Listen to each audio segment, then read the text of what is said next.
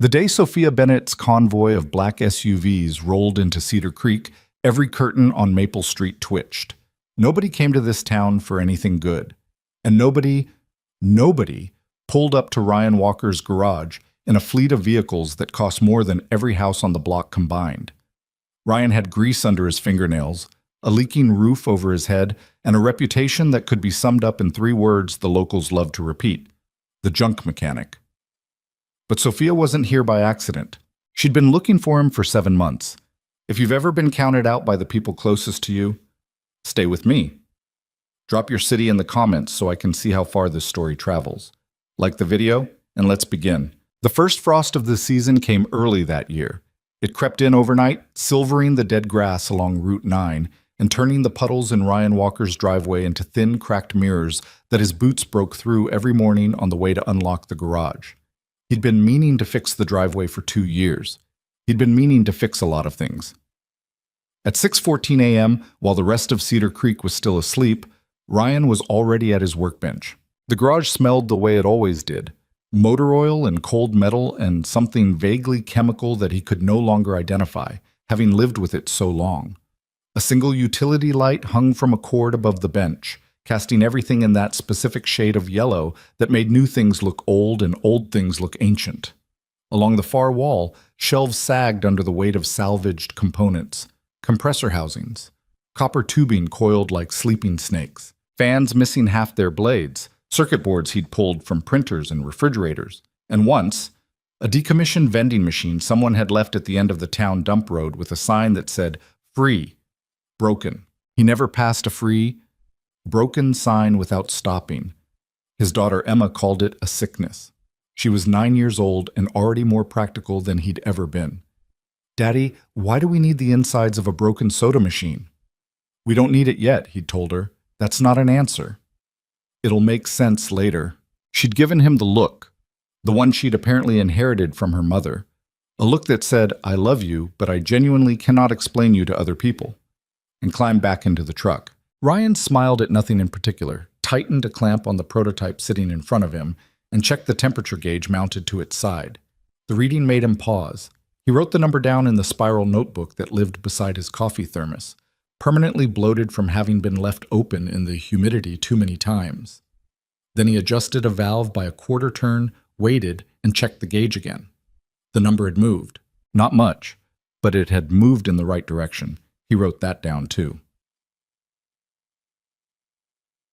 The town of Cedar Creek sat in a particular kind of American nowhere, not remote enough to be scenic, not close enough to anything to be convenient. It was the kind of place people mentioned when explaining where they were from, always with a slight apologetic dip in the voice. Population 4,200 on a good census year, with 1 traffic light, 2 diners, a hardware store that had been going out of business for as long as anyone could remember, and the particular communal memory that small towns cultivate about their residents: rich, detailed, and almost entirely unfair. Ryan Walker's communal memory went something like this: smart kid, scholarship to state. Father got sick, came home to help. Never went back. Had a daughter with Carla Myers. The 2 of them married young and badly, divorced by the time Emma was 2. Carla moved to Phoenix with a realtor. Ryan got the kid in the garage his father had left him, which by most accounts was the lesser prize of the settlement. Spent the next 7 years doing oil changes, tire rotations, and collecting what most people in town referred to as junk. Doug Heller, who owned the auto parts store 3 blocks over and considered himself something of a community historian, had the most efficient summary: "Ryan Walker's a smart guy who made dumb choices and now plays with trash in his garage. Shame, really." Doug said this with genuine sympathy, which somehow made it worse. The mockery was rarely cruel in the traditional sense. Cedar Creek wasn't that kind of town. It was more like the low-grade, background radiation kind of dismissal. The way people's voices changed when they talked to Ryan versus about Ryan.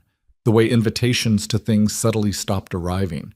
The way his business had thinned from steady to sporadic, to the occasional walk-in who was either desperate or unaware of the unspoken consensus that Ryan Walker's garage was a last resort. He was aware of all of it. He'd stopped being angry about it somewhere around year 4 or 5. What replaced the anger was harder to name. Not quite acceptance, not quite indifference. more like a quiet decision to stop measuring his life by what Cedar Creek thought of it. Most days that decision held. Some days it didn't. By 7:30 a.m., Emma was awake. He heard her before he saw her. The particular rhythm of her feet on the kitchen floor that he'd memorized the way musicians memorize time signatures. Then the back door opened and she appeared in the garage doorway wearing her school clothes under his old flannel jacket, which hit her at the knees and made her look approximately 6 years old despite being 9 and increasingly determined to seem 12. She was holding 2 mugs. "Your coffee's cold," she announced. "How do you know?" "Because you've been out here since before I woke up and you always forget to drink it." She crossed the garage, navigating the organized chaos with the familiarity of a child who'd grown up in it, and set the fresh mug beside his notebook. She looked at the prototype on the workbench. "Did it work?" "Getting closer." "You've been getting closer for 8 months." "Yeah, well." He picked up the mug. "Some things take longer than you think they will." Emma looked at the temperature gauge, then at the notebook, with an expression of polite skepticism that, again, had not come from him. "Mrs. Patterson says you're coming in for Career Day next month." Ryan had forgotten about Career Day. "What am I supposed to talk about?" "Being a mechanic, I guess." Emma picked up a small copper fitting from the bench and turned it over in her fingers with the casual curiosity of a kid who'd been surrounded by mechanical parts her entire life. "Tommy Briggs's dad is talking about being a lawyer. Caitlin's mom is a nurse. Mechanics are important." "I know." She set this fitting down carefully, in the exact spot she'd taken it from. She knew where things went. She'd learned early that misplaced parts caused actual problems. "I just meant, are you going to talk about this?" She gestured at the prototype. "The cooling thing?" Ryan was quiet for a second. "I don't know that there's much to say about it yet." "There's a lot to say about it. You just don't want to say it to people who'll laugh." 9 years old. It was genuinely alarming sometimes. "Go eat breakfast," he said. She went, but she paused at the door and turned back, the oversized flannel making her look like a small person wearing a different small person. "I don't think it's junk, you know, what you're building." "I know you don't." "I think it's going to work." He didn't say anything to that. She left. He looked at the temperature gauge for a long time. Then he picked up his notebook and kept going. Here's something Ryan had never told anyone, including Emma, including the therapist he'd seen exactly twice after the divorce, before deciding he couldn't afford it. He had almost been an aerospace engineer. Not almost in the way people say it loosely. "I almost became a doctor," meaning they once took a biology class and found it interesting. Almost in the precise technical sense that he had been accepted to the aerospace engineering program at State on a partial merit scholarship, had registered for classes, had purchased 2 textbooks and a scientific calculator that he still owned and still used, and had been planning to move into the dormitories on a Tuesday in September when his mother called to tell him his father had had a stroke. He deferred enrollment, then deferred again, then watched the deferral window close. His father recovered, mostly, but the recovery took 2 years and cost the family savings and required someone to keep the garage running, and that someone had been Ryan. By the time things stabilized, he was 23, the scholarship was long gone, and re-entry felt less like a door and more like a wall. He'd stood in front of that wall for a while. Then he'd turned around and gotten on with things. What he hadn't done, what he was constitutionally incapable of doing, it seemed, was stop studying. The engineering textbooks accumulated the way the salvaged parts did, slowly, steadily, with a logic that was clear to him and opaque to everyone else. Fluid dynamics, thermodynamics, heat transfer, materials science.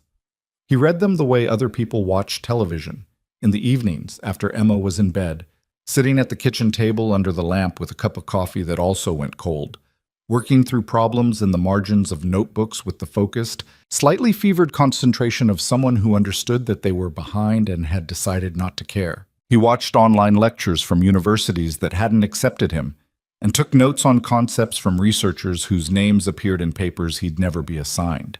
He subscribed to 2 engineering journals, the kind with academic abstracts and dry, technical language, and read them cover to cover even when he understood only 70% and had to look up the rest.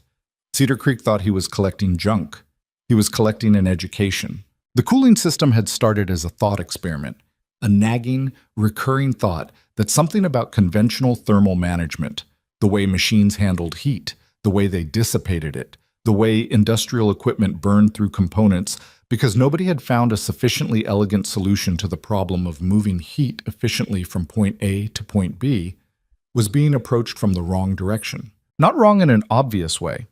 Wrong in the way that seems obvious only after someone points it out.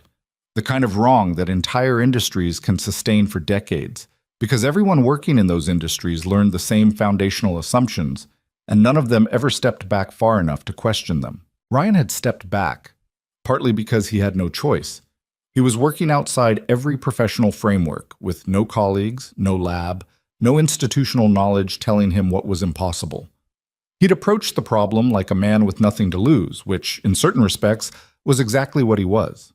The first real prototype had been built from a broken car air conditioning unit, a section of copper pipe, and a heat exchanger he'd salvaged from a discarded commercial refrigeration system. It had been ugly and impractical, and had leaked refrigerant badly enough to send him out of the garage coughing. But the core thermal transfer readings had been interesting. Interesting became compelling. Compelling became 6 subsequent prototypes and 18 months and a wall of notebooks and nights, when he sat at the bench until 3 a.m. running tests while Cedar Creek slept and the frost built up on the garage windows and the temperature gauge did things it probably shouldn't have been doing according to everything he'd been taught. He didn't tell anyone about it. This was partly habit. He'd long since stopped volunteering information about his projects to people who had demonstrated they would respond with barely concealed condescension. It was also, if he was honest, fear. Fear that talking about it would break whatever careful private momentum had built up. That words would make it real in the wrong direction. Not real like this is actually working, but real like this is a thing I can be laughed at for. He'd been laughed at enough. So he kept the notebooks. He kept the late nights. He kept the temperature gauge readings in the bloated spiral notebook beside the cold coffee. And he kept getting closer. The thing about small-town reputation is that it compounds. When you are, say, a mechanic running a struggling garage, the logic of the reputation becomes self-fulfilling. People know the garage is struggling, so they take their cars elsewhere, so the garage struggles more, which confirms what people knew. The reputation creates the reality it claims to merely describe. For Ryan, the compound interest on his reputation had been accumulating for years. There were specific moments he remembered. The Tuesday afternoon he'd run into Dave Kowalski, whose family owned the town's largest construction company, at the hardware store. Dave had been cordial, the way people are cordial to someone they feel sorry for. He'd asked how the garage was going. Ryan had just mentioned, not pitched, not requested anything, that he was working on some engineering projects in his spare time. Dave's face had done the thing. A careful, controlled thing that was trying to be polite and neutral, but wasn't quite managing it. "Oh yeah?" he'd said. "Like, what kind of projects?" "Thermal management systems. Heat dissipation." There had been a pause of approximately 2 seconds that contained approximately 14 different social calculations. "Huh," Dave said. "Well, that's good for you, man. Good to have hobbies." Hobbies. Ryan had bought his screws and gone home. Then there was the conversation he'd overheard at Patty's diner.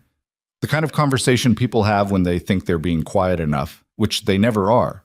2 women from the school board sipping coffee in the corner booth. "Emma Walker is a bright girl." "She is. Sweet kid. Shame about the home situation. I mean, Ryan's not a bad father." "No, I know, but..." A pause. "What's she coming home to, you know? Man who barely keeps the lights on, spending all his time in that garage with his, I don't know what you'd call it, projects. I heard he told someone he was an engineer once." A small, sympathetic laugh. "He was going to school for it years ago." "Well," another pause, the kind that finishes sentences without needing words. Ryan had paid his bill and left before his food arrived. He'd sat in the truck for a few minutes after that, not crying. He wasn't going to pretend it was that dramatic. Just sitting, letting the particular exhaustion of that kind of moment move through him. The exhaustion of being seen as a version of yourself that is smaller and sadder and more finished than the one you actually are. Then he'd driven home, gone to the garage, opened the notebook, and kept working. This was, as far as he could tell, the only response that made any sense. It happened on a Wednesday in November. Emma had a cold and had gone to bed early after dinner, which meant Ryan was alone in the garage by 8 o'clock, earlier than usual, with more uninterrupted time than he usually got on a weekday.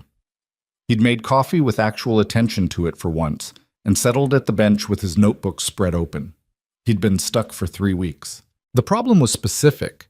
The current prototype's cooling efficiency dropped significantly at higher operational temperatures, which made it impractical for the heavy-duty aerospace and industrial applications he'd been theorizing about. He'd tested 8 different configurations. None of them had solved it. 2 had made it worse.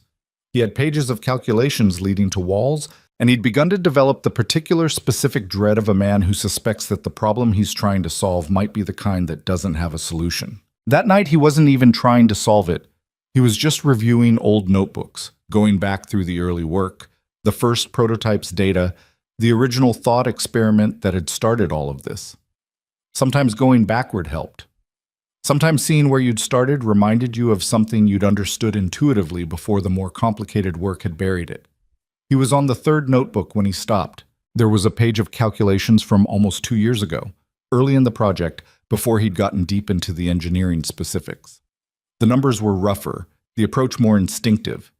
He'd been working from a principle he'd half remembered from a thermodynamics paper, combined with something he'd observed in the behavior of the copper heat exchanger from the old refrigeration unit, combined with, and this was the part that made him sit up straighter now, a diagram he'd sketched based on the arrangement of cooling vanes in a biological system. He'd actually looked up insect thermoregulation at some point.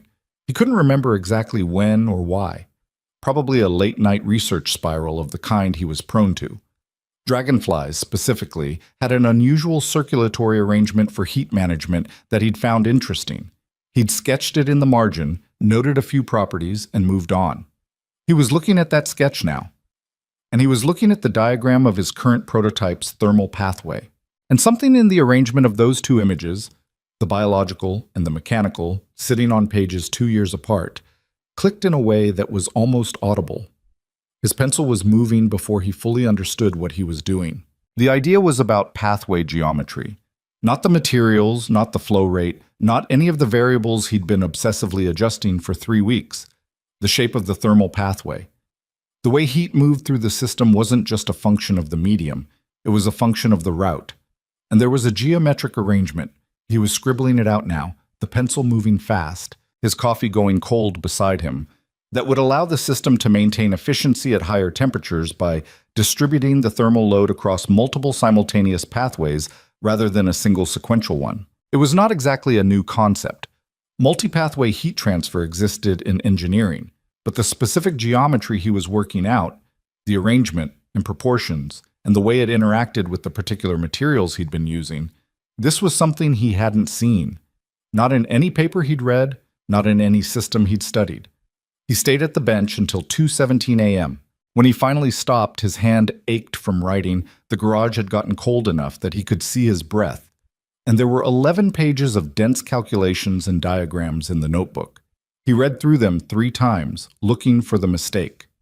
Every calculation he'd done in the last 2 years had contained at least one mistake at first pass. It was part of the process. The initial insight was always impure, required correction, required the cold, hard light of critical review. He could not find a mistake. He sat back in his chair and looked at the garage ceiling for a while. Water stain above the left shelf, crack in the paneling above the window, light fixture that buzzed on cold mornings. He'd looked at this ceiling thousands of times. It might actually work, he thought, not might work in the cautious way he'd thought it before. Hedged, qualified, protected from disappointment. This felt different, more solid, the kind of conviction that sat in your chest and didn't move when you pushed on it. He closed the notebook. He turned off the bench light. He went inside, checked that Emma was asleep, stood in the hallway for a moment in the dark, and felt something he didn't have an exact word for. A complicated, frightened, exhausted kind of hope. Then he went to bed. He did not sleep for a long time. The next 3 months were the hardest of the project, and also, in a specific way Ryan could only recognize in retrospect, the most alive he'd felt in years. He'd built his initial proof-of-concept model in 2 weeks, working every night after Emma was in bed and on weekend mornings while she watched television with the focused absorption of a child happy to be left alone with a screen. The model was crude, salvaged materials, imprecise fittings, the kind of construction that any professional engineer would have looked at with polite horror. But the thermal readings were real, and the readings were extraordinary. The efficiency numbers were, he checked them 4 times before he allowed himself to believe them, significantly higher than anything in the existing literature he'd studied. At operational temperatures well above what conventional systems could sustain without degradation, the new geometry maintained its performance. Not perfectly. There were fluctuations, anomalies, a recurring pressure inconsistency in the third pathway that appeared at specific temperature thresholds and had cost him 2 weeks of troubleshooting. But the core principle held. It held. He refined the model, then refined it again. He taught himself more advanced simulation techniques from YouTube tutorials recorded by graduate students at universities he'd never attended, worked the simulations against his physical tests, found where they diverged, and used the divergences to improve the design. He failed, in specific technical terms, repeatedly. Prototype 4 had a catastrophic seal failure that sent coolant across the workbench and soaked 3 of his notebooks. He'd had to let the notebooks dry out for 2 days before he could read them, and even then some pages were stuck together and several calculations were illegible.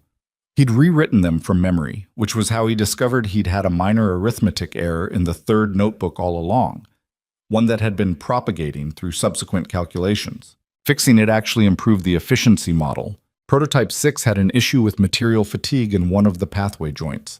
It held fine at room temperature, then developed a hairline crack under thermal stress that he missed during inspection and only discovered when the system pressure dropped unexpectedly during a test. He'd been lucky. The crack could have caused a rupture that would have, at minimum, destroyed the prototype and, at maximum, taken out the bench and possibly started a fire. He'd stood looking at the hairline crack for a long time after he found it. "You want me to come in after school and help?" Emma had asked that morning, watching him drink cold coffee with the particular watchfulness she'd developed around his harder stretches. "No, I'm good." "You're not sleeping enough." "I'm sleeping." "Daddy, I can hear you up at 2 a.m. "Sound travels weird in this house." She gave him the look. He looked back. They had, over 9 years, developed a form of communication that mostly bypassed words. "I'm close," he said. "I think I'm actually close." She was quiet for a moment. Then, "Okay." She picked up her backpack. "But if you blow up the garage, we're going to have a problem." He laughed. The first real laugh he'd had in weeks, probably. After she left, he went back to the bench and fixed the joint. 7 months before the black SUVs showed up in his driveway, Ryan did something impulsive. He'd just finished a successful test of Prototype 7, the best test yet, readings that held through a full 2-hour thermal cycle with none of the pressure anomalies that had plagued the earlier versions. He'd been sitting at the bench at midnight, alone in the cold garage, looking at numbers that he was fairly certain were exceptional and with nobody in the world to show them to. Emma was asleep. He had no colleagues. His friends from his pre-garage years had, through the natural attrition of different life trajectories, mostly dispersed into other existences. There was nobody to call. He opened his laptop. He'd been on engineering forums before, lurking mostly, occasionally asking technical questions under a username that wasn't his name. He'd found communities of people who talked seriously about the things he cared about, people doing real work in real institutions, and he'd found it both useful and, if he was honest, a little painful, in the way that watching other people live a life you wanted for yourself can be. That night, on impulse, he started writing. He wrote a technical paper, or something that approximated a technical paper. He'd read enough of them to know the format, and he'd been thinking about this work long enough to have a lot to say. He wrote about the geometric pathway concept, about the biological systems that had inspired it, about the thermal efficiency data he'd collected. He included diagrams. He included the relevant calculations.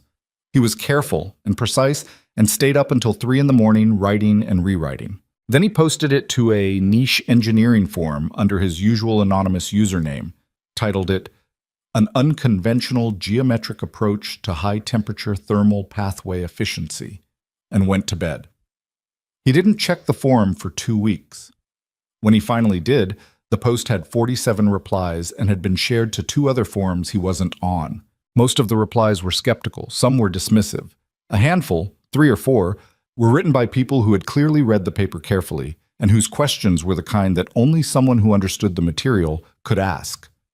Those replies made Ryan's hands shake slightly as he typed responses. He responded to every serious question. He posted a follow-up with additional data. Then life got busy. A rush of car repairs, Emma's school play, a 3-day stretch where the garage roof started leaking again and had to be managed with strategically placed buckets, and increasingly desperate calls to a roofer who kept not showing up. And he stopped checking the forum. He had no idea that someone had taken the paper seriously.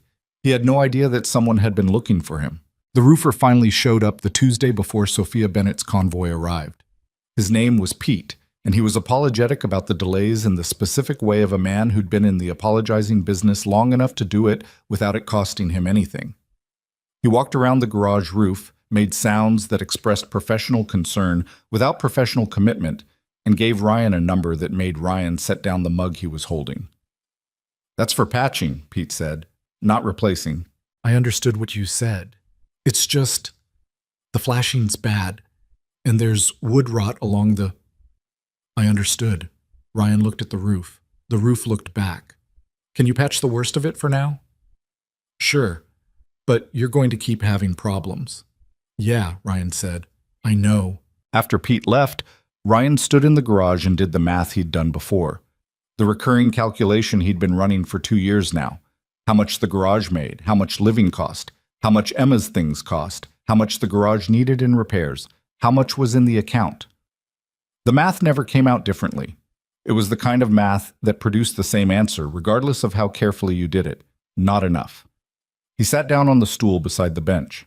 The prototype sat in front of him, clean and functional, its temperature gauge reading ambient. Outside, the October air was doing the thing it did in Cedar Creek, sharp and gray, and smelling faintly of wood smoke from somewhere down the street. He thought about the forum post. He thought about the 3 or 4 people who'd asked intelligent questions that he'd answered and then never heard from again.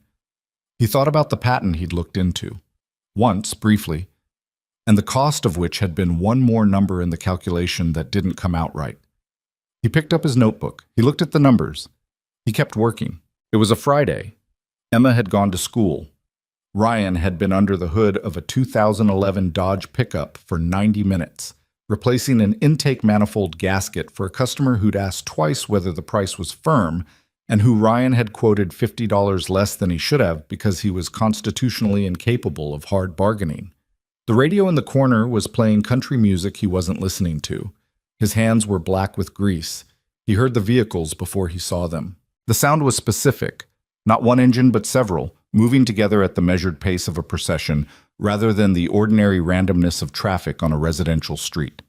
He came out from under the hood without thinking about it, the way you come up out of water when you hear something unexpected. Stood at the garage doorway. 3 black SUVs were turning into his driveway. His driveway was not set up for 3 black SUVs. The first one made it fine. The second one was tight. The third one clipped the corner of the fence post that marked the driveway's edge, though it moved with such deliberate slowness that the clip was gentle. More a statement about the fence post's inadequacy than any fault of the driver. Ryan wiped his hands on the shop rag. The gesture was automatic. The rag was not particularly clean. The lead SUV's door opened. A woman stepped out first. She was around his age, maybe a year or 2 younger. He'd learn later that she was 30, and she was dressed in the way that people who have actual meetings in actual buildings dress. A dark coat over what appeared to be professional clothes, the kind of outfit that didn't acknowledge the existence of a town like Cedar Creek. She had a tablet in one hand and was looking at something on it as she walked. Behind her, other doors were opening, and men and women were stepping out with laptops and portfolios and the general organized, purposeful energy of people who worked for someone who moved fast. The woman looked up from her tablet. She looked at the garage. She looked at Ryan. She looked at the grease on his hands and the shop rag he was holding and the 2011 Dodge pickup with its hood up and the cluttered interior of the garage visible behind him. Then she walked toward him with the direct, no-preamble stride of someone who'd been wanting to find something for a long time and had finally found it. "Ryan Walker?" she said. He looked at the three SUVs, the team of people, the October morning that had not started like this. Yeah, he said. She held out her hand. Her grip was firm and dry. Sophia Bennett, I've been looking for you for 7 months. She glanced past him at the workbench, at the prototype visible in the interior light of the garage. I think you've built something extraordinary. Can I come in? Ryan looked down at his grease-stained hands. He looked at the shop rag. He looked at this woman who had arrived with a team and a fleet of vehicles and the settled certainty of someone who did not show up to places by accident. He started, stopped, started again. The place is kind of a mess. I've seen the paper, she said. Her voice was direct without being sharp. I'm not here about the mess. From somewhere down Maple Street, Ryan could see a curtain move. He stepped back from the doorway. Okay, he said. Come in. Sophia Bennett stepped into Ryan Walker's garage the way most people step into a place that surprises them. A half-second pause at the threshold, a quick read of the room, then forward. She didn't make a face about the smell or the clutter. Ryan noticed that. He'd had customers walk in for the first time and immediately produce an expression that communicated, without words, that they were revising their opinion of the situation. Sophia just looked. Her eyes moved from the shelves to the workbench to the prototype sitting under the utility light, and her expression was the focused, unsentimental kind of attention that belonged to someone running calculations. Her team followed her in. There were 4 of them, 2 men and 2 women, all carrying either laptops or portfolios or both, all dressed in the same general vocabulary of professional purposefulness. They arranged themselves in the available space with the practiced efficiency of people who regularly had to be useful in rooms that weren't designed for them. Ryan put the shop rag down on the edge of the workbench and tried to remember when he'd last swept the floor. The answer was probably Thursday of last week, which wasn't terrible, but the intake manifold job had spread components across most of the available surface area, and there was a coffee cup he'd been using as a parts tray since Tuesday. You want... He looked around. There was one actual chair in the garage, which was at the workbench. I don't have a lot of seating. We're fine standing, Sophia said. She was already looking at the prototype. Not casually, looking at it the way you look at something when you're trying to decide whether what you've been told about it matches what you're seeing. Is this the current version? 7th iteration. The one I described in the paper was the 6th. I've made some changes since. What kind of changes? He moved to the workbench. The proximity to the prototype made him feel steadier. This was his territory, his language. The pressure inconsistency I mentioned in the original write-up, 3rd pathway, high temperature threshold. I was getting a cyclic variance of about 4% that was manageable but not acceptable for any real-world application. He pointed to a section of the system where the pathway geometry changed configuration. I modified the junction geometry here, changed the angle of intersection, and added a secondary microchannel that acts as a pressure buffer. It dropped the variance to under 0.5%. One of the engineers, a man in his late 30s with the look of someone who'd spent considerable time around technical systems, had moved closer without Ryan noticing. He was looking at the junction. You machined this yourself? That section, yeah. The fitting wasn't available commercially in the dimensions I needed. The engineer and Sophia exchanged a look. Ryan caught it. He couldn't fully read it. How did you test the variance reduction? Sophia asked. I built a thermal cycling rig. He moved to the shelves along the back wall and pulled out a wooden box that contained, loosely organized, a collection of data logs. Temperature readings, pressure readings, cycle records, each labeled by date in his handwriting. He set the box on the workbench. I ran 214 thermal cycles over about 6 weeks. Full data's in here. Sophia looked at the box, then at him. 214. Give or take. Some tests I ran twice because I thought the sensor was reading wrong. He paused. It usually wasn't. She picked up one of the logs, read it, handed it to the engineer who'd been looking at the junction, who read it with the speed of someone for whom data tables were a native language. He handed it to one of the others. The garage was quiet for a moment, except for the country radio in the corner, which Ryan now intensely wished he'd turned off. Can I ask you something? Sophia said. Go ahead. The geometric pathway concept, the biological inspiration. The paper mentioned dragonfly thermoregulation but didn't go into detail. How did you get from insect circulatory biology to this specific arrangement? It was a good question. It was, in fact, exactly the right question. The kind that cut to the actual conceptual core of the work, rather than circling the technical details. Ryan looked at her for a second, recalibrating. He'd expected more skepticism in the early questions, more of the careful, polite probing that was really just looking for the exit. I wasn't trying to replicate the biology, he said. That would have been the wrong approach. Biological systems optimize for things that are irrelevant in mechanical applications. What I was looking at was the underlying geometry of the vein arrangement, the distribution pattern. Dragonflies manage significant heat production during flight with a vascular structure that distributes thermal load across multiple simultaneous pathways rather than routing it sequentially. The reason that's interesting mechanically isn't the biology. It's that the geometry allows for what I'd call adaptive load balancing. The system doesn't need to solve the heat problem at any single point because it's continuously redistributing it across the network. He stopped. He was aware that he'd been talking for a while and that the 4 engineers in his garage had gone very still. The insight, he continued more carefully, was that conventional thermal pathway design is almost entirely sequential. Heat moves from A to B to C. There are good reasons for that. It's predictable, it's controllable, it's easy to model, but it creates a bottleneck problem at high temperatures. My geometry distributes simultaneously. It's harder to model, harder to control, but it eliminates the bottleneck. Sophia had been watching him the way he sometimes watched the temperature gauge, with the specific quality of attention you give something when you're waiting to see if it confirms what you think it's going to confirm. "Show me the notebooks," she said. Ryan looked at her. "All of them," she said. He took a breath. He pulled the notebooks from the shelf, all 11 of them, going back to the beginning. He set them on the workbench in chronological order, which he knew because he'd numbered them. He'd always numbered them. Sophia opened the first one. She didn't rush through it. She stood at his workbench in her good coat in his cold, cluttered garage, and she read. Outside, the October morning continued its business. 2 cars passed on Maple Street. A dog barked somewhere. The country radio played through a song he didn't know. Ryan stood beside the workbench and didn't know what to do with his hands. One of the younger engineers, a woman who had the efficient, slightly intense energy of a recent graduate still operating near full capacity, had taken out a laptop and was pulling up something. "Mr. Walker, do you have your simulation data as well?"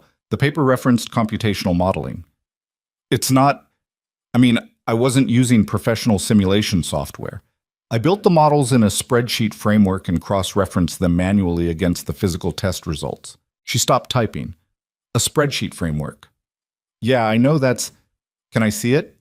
He opened the laptop that lived permanently at the end of the workbench. An older machine, its case held together with a strip of electrical tape along one hinge, and pulled up the files.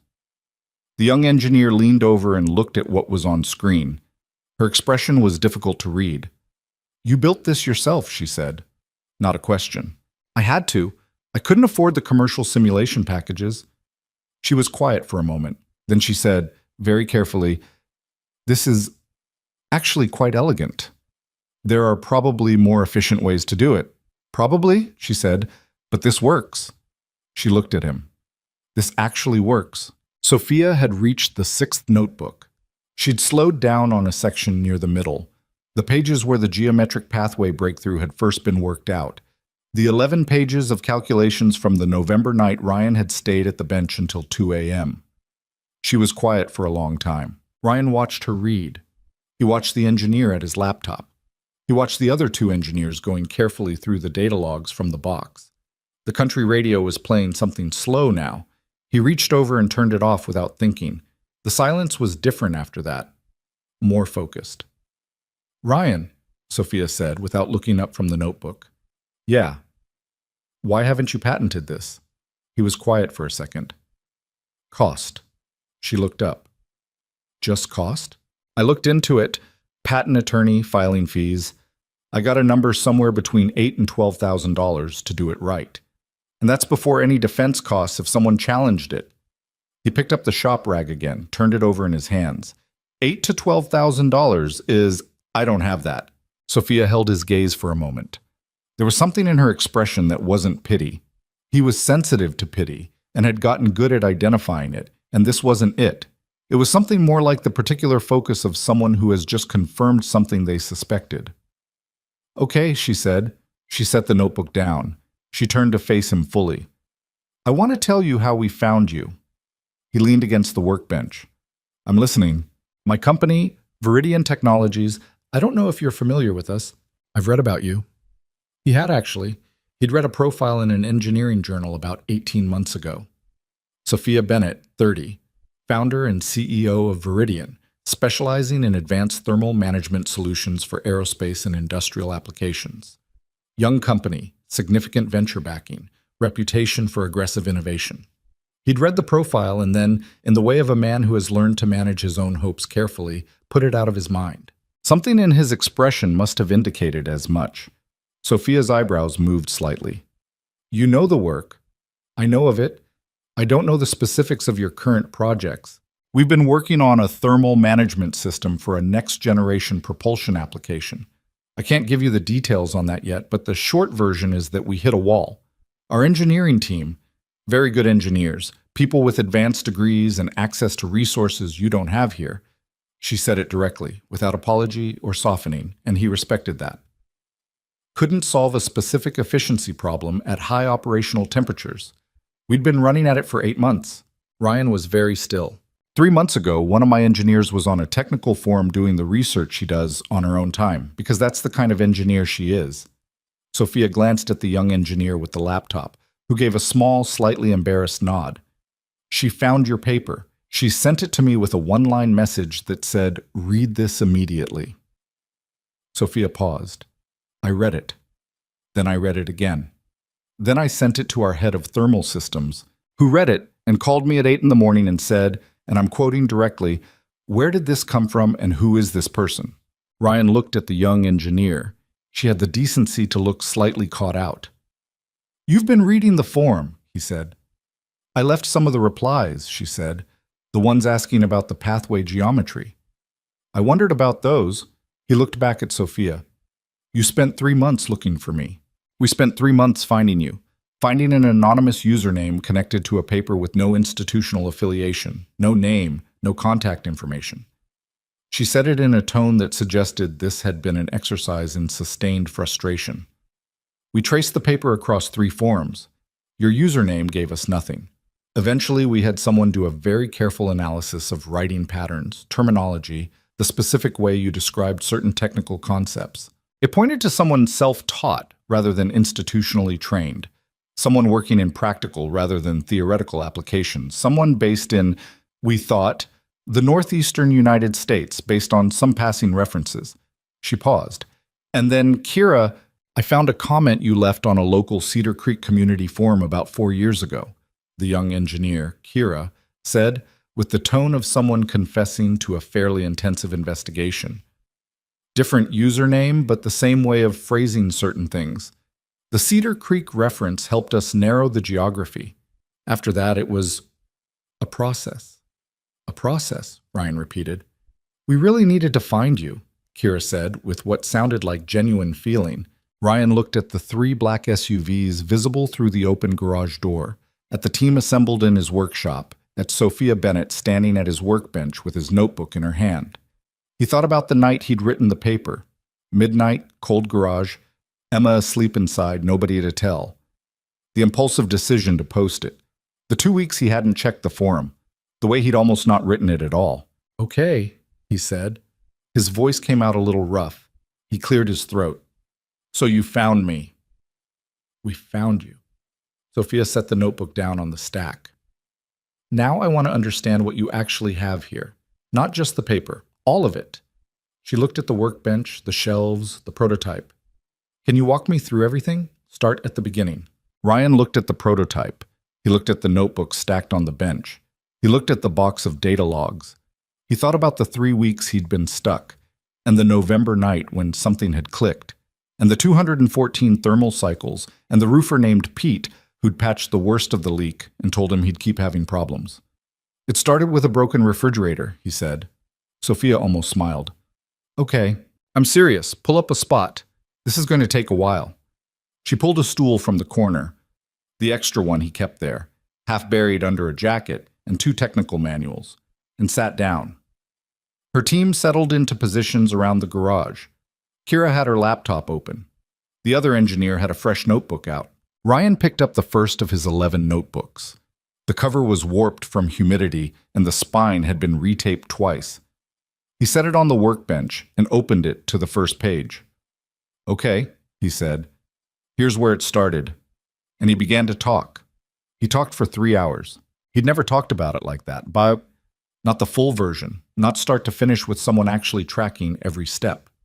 He talked about the first observations, the broken refrigeration unit, the initial thought experiment about sequential versus distributed thermal routing. He talked about the biological research, the dragonfly thermoregulation, the sketch in the margin that he'd almost not bothered with. He talked about the failed prototypes, the coolant leak that had sent him out of the garage coughing, the seal failure on prototype 4 that had soaked the notebooks, the material fatigue issue with prototype 6. He didn't smooth any of it over. He told it the way it had actually happened, including the 3 weeks of being stuck and the night he'd stayed until 2 a.m. and the 11 pages of calculations and not being able to find the mistake. Sophia asked questions throughout, and they were consistently good questions, the kind that demonstrated she was actually following the technical logic rather than just waiting for her turn to talk. Her engineers asked their own questions, which were more specific and often very precise, and Ryan answered all of them. When he didn't know something, when there was a gap in his data or a calculation he hadn't completed or an assumption he'd made that he couldn't fully justify, he said so. He didn't fill the gaps with confidence. He'd spent too long being careful to start bluffing now. At some point, without Ryan noticing when it happened, someone had gotten coffee from somewhere. It turned out one of the SUV drivers had a thermos and had silently provided refills to the engineering team. Ryan discovered this when a cup appeared beside his elbow during a discussion of the microchannel buffer. He drank it without comment and kept going. When he finished, the garage was quiet in a different way than it had been quiet before. The focused, calculating kind of quiet. Sophia looked at her team. Something passed between them, a kind of professional telepathy that comes from working closely with people you trust. "James," she said to the older engineer who'd first looked at the junction modification, "what do you think?" James had the expression of a man running a very rapid internal audit. "The geometry is real," he said. "The underlying principle is sound. The efficiency numbers..." He glanced at Ryan. "Have you had these independently verified?" "No," Ryan said. "I don't. I haven't had the resources for that. Assuming they verify, which based on the data logs I believe they will..." James paused. "We've been trying to solve the high-temperature bottleneck problem for 8 months with a team of 6 engineers and access to simulation tools that cost more than this building. This man solved it in a converted residential garage with salvaged parts and a spreadsheet. He didn't say it with condescension.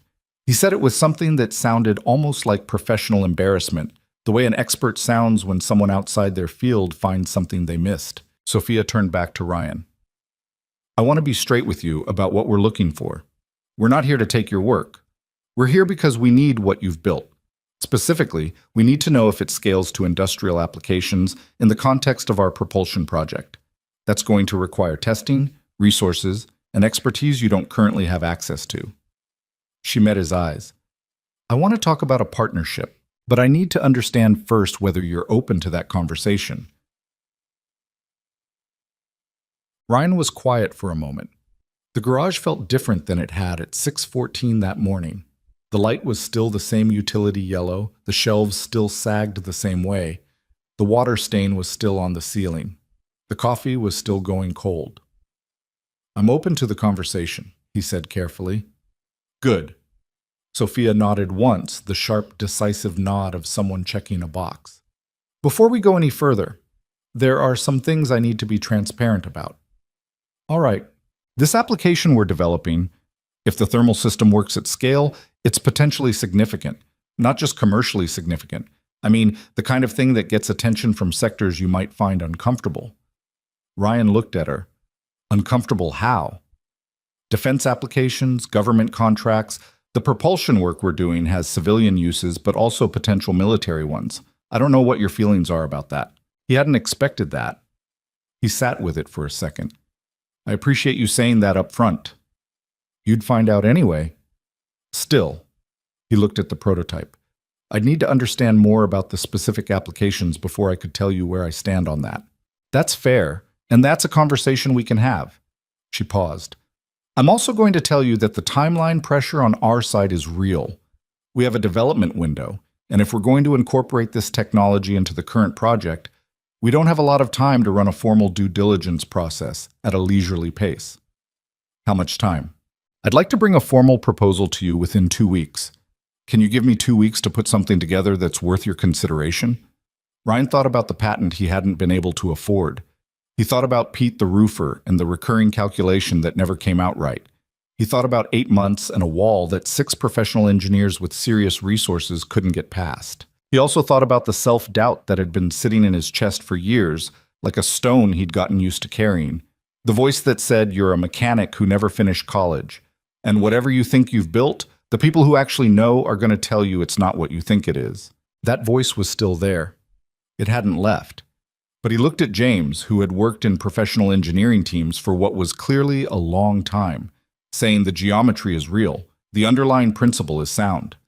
He looked at Kira with her laptop, who had found him through a patient and methodical search because his work had been worth finding. He looked at Sophia, who did not appear to be a person who wasted her time. 2 weeks, he said. Yeah, that works. Sophia stood up from the stool, straightened her coat. One more thing. She looked around the garage with an expression that was direct and professional, but not without something else underneath it. How long have you been working on this? Ryan thought about it. The idea's been developing for 4, maybe 5 years.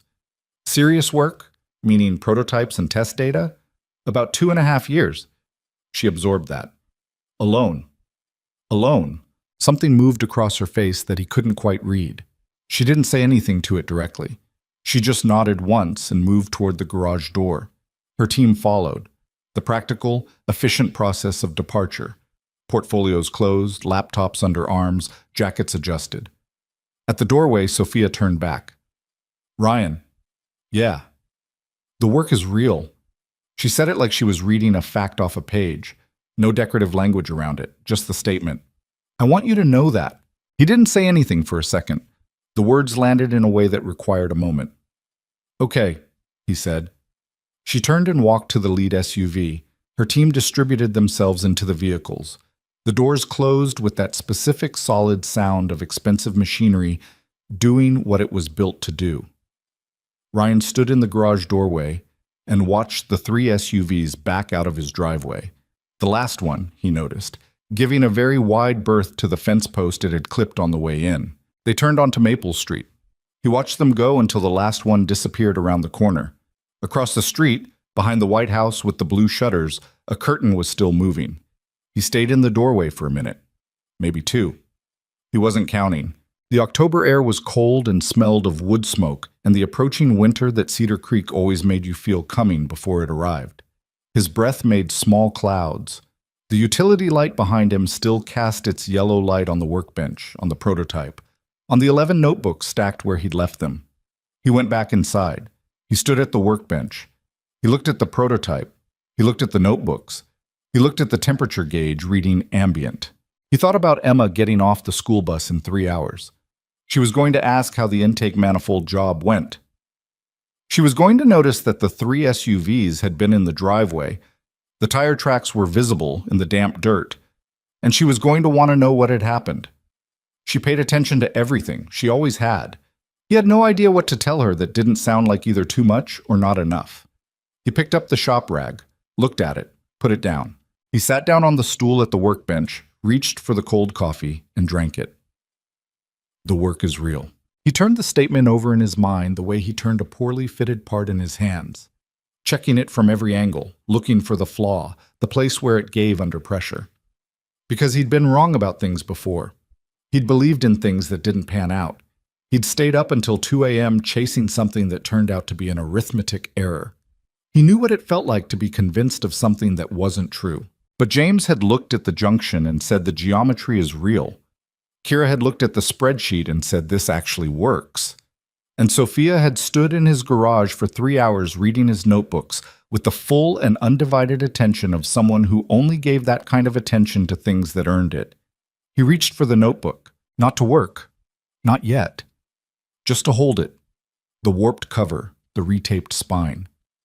11 volumes of nights after Emma went to sleep, of cold coffee and country radio, and the recurring stubborn belief that what he was doing in this garage was worth doing, regardless of whether anyone ever agreed with him. He held the notebook and looked at the water stain on the ceiling and sat with the strange, unsteady feeling of something changing. Outside, the first dead leaves of autumn were moving across the driveway in the wind. Down the street, behind the White House with the blue shutters, the curtain had stopped moving. He had 2 weeks. He set the notebook down. He rolled his shoulders. He reached over and turned the radio back on. The country station, mid-song, something with a fiddle in it. He went back to the 2011 Dodge pickup, picked up his tools, and finished the intake manifold job. Emma had known something was different before Ryan said a single word. She'd gotten off the bus at 3:22 p.m., the way she always did, backpack hanging off one shoulder with the strap at the maximum extension it would go because she'd decided at some point that wearing it properly was not for her. She walked up the driveway and Ryan watched her notice the tire tracks in the damp dirt. 3 sets, wide-spaced, the kind that don't come from pickup trucks or sedans. She looked at the tracks. She looked at the garage. She looked at Ryan standing in the doorway. She didn't say anything until she was close enough to read his face. "What happened?" she asked. "Someone came by today." "Who?" He'd thought about how to answer this on and off for the 3 hours between Sophia leaving and Emma getting home. He'd worked through 2 versions of it. The cautious version, which kept expectations low and protected both of them from a disappointment that might still be coming, and the honest version, which was what he actually felt. He'd decided somewhere around 2 p.m. that the cautious version was a form of lying he didn't want to do. "A CEO from a technology company," he said. "She found the paper I posted." Emma was very still for a second. Then, "The cooling thing paper?" "Yeah." "The one you posted online that one time?" "Yeah." She looked at the tire tracks again. She was putting it together. The 3 sets, the width, the depth of the impression left by vehicles heavier than anything that normally came to this address. "How many people came?" she said. 5, including her. Emma looked at him for a long time with the expression of someone performing a careful internal calibration. He knew this look.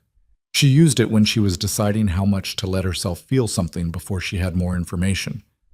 "Is it good?" she said. "I think it might be." She nodded once, very deliberately, and went inside to put her backpack down. When she came back to the garage doorway, she'd taken off her jacket and was holding her math homework, which she set on the corner of the workbench with the resigned efficiency of a kid who had accepted that homework existed as a universal condition. She climbed onto the secondary stool, the one Sophia had pulled out earlier, and opened the textbook. "Tell me everything," she said. So he did. He told her about the SUVs and Sophia's direct non-preamble introduction and the 3 hours of walking through the notebooks. He told her about James saying the geometry is real and Kira and the forum post and 7 months of searching. He told her about the 2-week timeline for a proposal. Emma did her math homework while he talked, which was not a sign of inattention. It was, for her, a sign of deep attention. She always processed better when her hands were occupied. He'd figured this out when she was about 6. When he finished, she looked up from the homework. "What's the catch?" "What?" "There's always a catch. What is it?" He paused. She mentioned defense applications, military contracts potentially. "How do you feel about that?" "I don't know yet. I need to understand more about what we're actually talking about." Emma considered this with the gravity of a 9-year-old who had apparently developed opinions about military contracting. "Are you going to sign something?" "Not for 2 weeks. She's bringing a proposal." "You should have someone look at it before you sign anything. A lawyer." Ryan looked at his daughter. "Yeah," he said. "That's a good point. I saw that on a TV show. Always have a lawyer look at contracts." "What show?" "The one about the restaurant that goes out of business. They signed a bad contract and lost everything." "That's a cooking competition show. It had lawyers in it." She looked back at her homework. "I'm just saying, lawyer." He almost laughed. The almost laugh felt good, like something that had been tight loosening slightly. "I'll find a lawyer." "Good." She wrote something in her notebook, erased it, rewrote it. "Daddy." "Yeah." "I'm glad she found you." He didn't say anything for a second. The utility light was doing its yellow thing. Outside, the sky had gone the flat gray of late October afternoon, moving toward evening. "Me too," he said. Cedar Creek found out about the visit approximately 14 hours after it happened, which, for Cedar Creek, was practically a delay. By Saturday morning, the day after, Ryan had received 3 text messages from people he hadn't heard from in months, all worded in the specific way of people seeking information while trying to sound casual. Doug Heller from the auto parts store came by in person on Saturday afternoon, ostensibly to drop off a belt drive that Ryan had ordered 2 weeks ago and that Doug had not previously found any urgency in delivering. He stood in the garage doorway holding the belt drive and looking at the workbench with an expression that was trying very hard to be natural. "Heard you had some visitors yesterday," Doug said.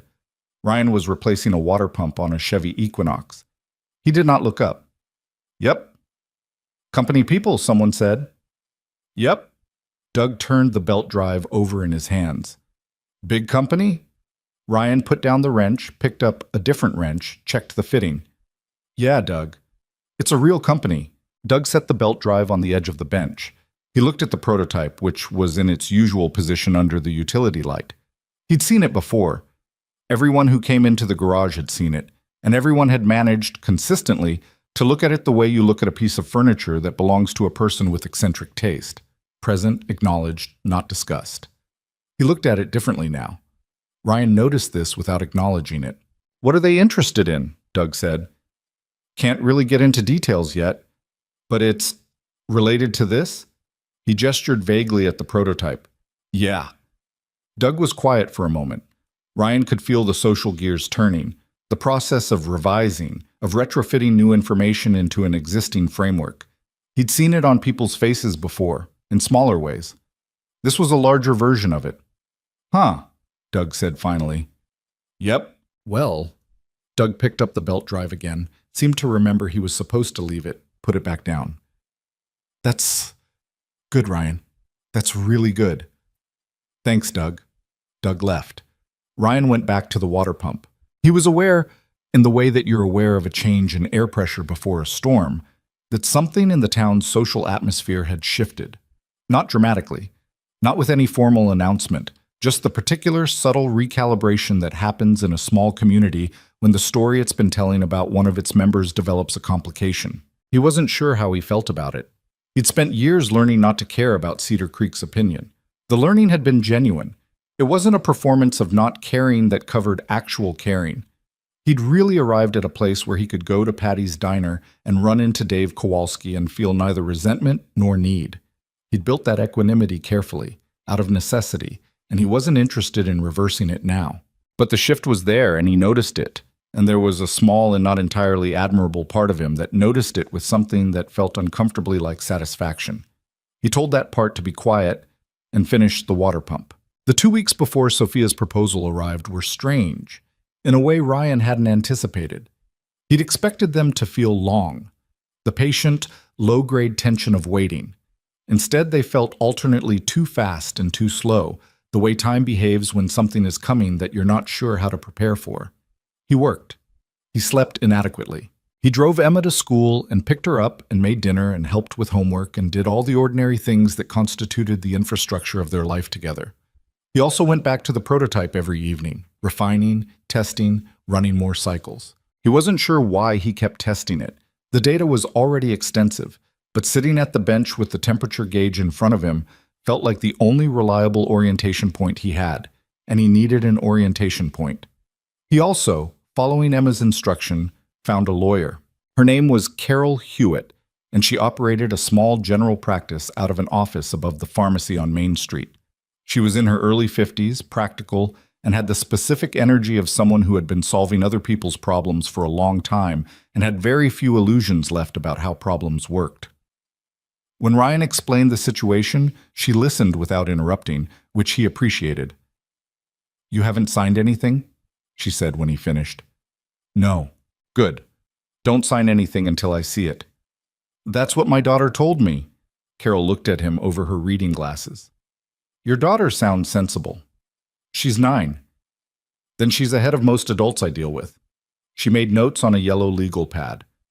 Bring me everything. The proposal when it arrives, any email communications, anything they've sent in writing.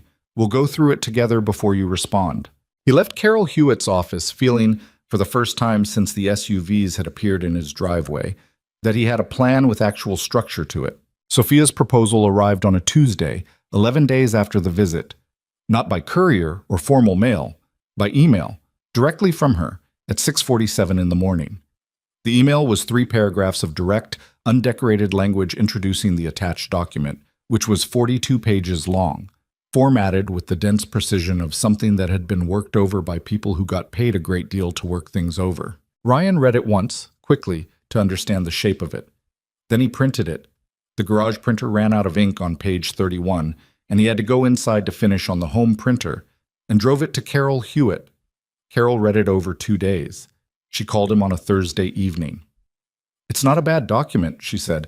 They're not trying to take everything from you, but there are some things we need to negotiate. What kind of things? The revenue sharing structure is workable, but the percentages favor them more than they should, given that you're the originating inventor. The IP ownership clauses are aggressive, standard for this kind of deal, but worth pushing back on. They want primary patent rights with a licensing arrangement back to you, which is normal but needs better terms. And there's a non-compete provision that's too broad. Ryan was sitting at the kitchen table with a legal pad of his own. But it's in good faith? The proposal overall? Carol was quiet for a moment. My honest opinion? Yes. These are the things any competent attorney would want to negotiate. They're not trying to bury you in the language. They know what they have, and they know where it came from. She paused. That said, Ryan, you need to understand the value of what you're bringing to this. Don't let the shock of being discovered lead you to undersell it. What do you mean? I mean that sometimes when someone comes to you and says your work is exceptional, the impulse is to be grateful and accommodate. Don't be so grateful that you give away more than is fair. Another pause. This woman built a company at 30 years old. She's good at negotiation. You need to be good at it too. He sat with that for a second. Okay. I'll draft a counteroffer. It'll take me 3 or 4 days, then we'll see how they respond. He called Sophia the next morning. She picked up on the second ring, which told him something about how she operated. I have your proposal, he said. My attorney is reviewing it. Good. Her tone was straightforward, no indication of surprise at the attorney. Anything you want to discuss before the formal response? The defense applications question. We talked about it briefly when you were here, and I said I needed more information. Yes, I'd like that information before we go further. There was a beat on the line. Not long, maybe 2 seconds, but he registered it. That's fair, she said. Can we set up a call? I'd like to walk you through the specific project. Some of what I'd tell you would be under NDA, which means I'll need you to sign something limited before the call. Just covering the project specifics, not the broader partnership terms. That I can do without my attorney? That one, yes. It's standard confidentiality for project disclosure, not the substantive deal terms. He agreed to a call for the following Monday. He signed the limited NDA. Carol looked at it and cleared it in about 15 minutes. And on Monday morning, sitting at the kitchen table with coffee that he actually remembered to drink while it was hot, he called Sophia's number. The project she described was, he would think about this later, trying to find the right word for it, larger than he'd let himself imagine. Viridian had a development contract for a thermal management system for a new class of hypersonic vehicle. The application was dual use. Civilian research and, yes, potential military procurement. The vehicle's propulsion system generated heat at operational temperatures and cycling frequencies that existing thermal management solutions couldn't sustain without component degradation that made extended operation impractical. Ryan's geometry, according to Sophia's thermal engineers, who had been running models against his data since the day they'd left Cedar Creek, addressed the problem directly, not partially, not as a contributing factor, directly. The models show your pathway geometry maintaining efficiency at temperatures 22% above our current system's failure threshold, Sophia said. Our lead thermal engineer used the word elegant, which he has never, in my experience, used to describe anything. "James?" Ryan said. "James." Ryan was quiet for a moment, staring at the kitchen table. There was a small ring stain from a coffee cup, which he'd been meaning to address for a month. He stared at the ring stain. "What's the timeline on this project?" he said. "We have a development delivery date 14 months out, which means we need to be in advanced testing on the thermal system within 6 months. 6 months to go from my 7th prototype to application testing. We have the resources to move fast. What we don't have, what we couldn't build in 8 months of trying, was the foundational geometry. You built that. We scale it." She paused. "I know this is a lot to take in. I'm taking it in. I want to be direct about something else." Her voice changed, not softer exactly, but more deliberate. "We're not just looking for a licensing deal here, Ryan. I want you involved in the development process, directly involved. Your understanding of this system, the intuitive grasp of what the geometry does and why, is not something we can fully extract from the notebooks. I want you on the project." Ryan stood up from the kitchen table. He wasn't sure why. He just couldn't sit still anymore. He walked to the window. The garage was visible from here, its slightly too small door, the light on inside because he'd left it on this morning when he came in to take the call.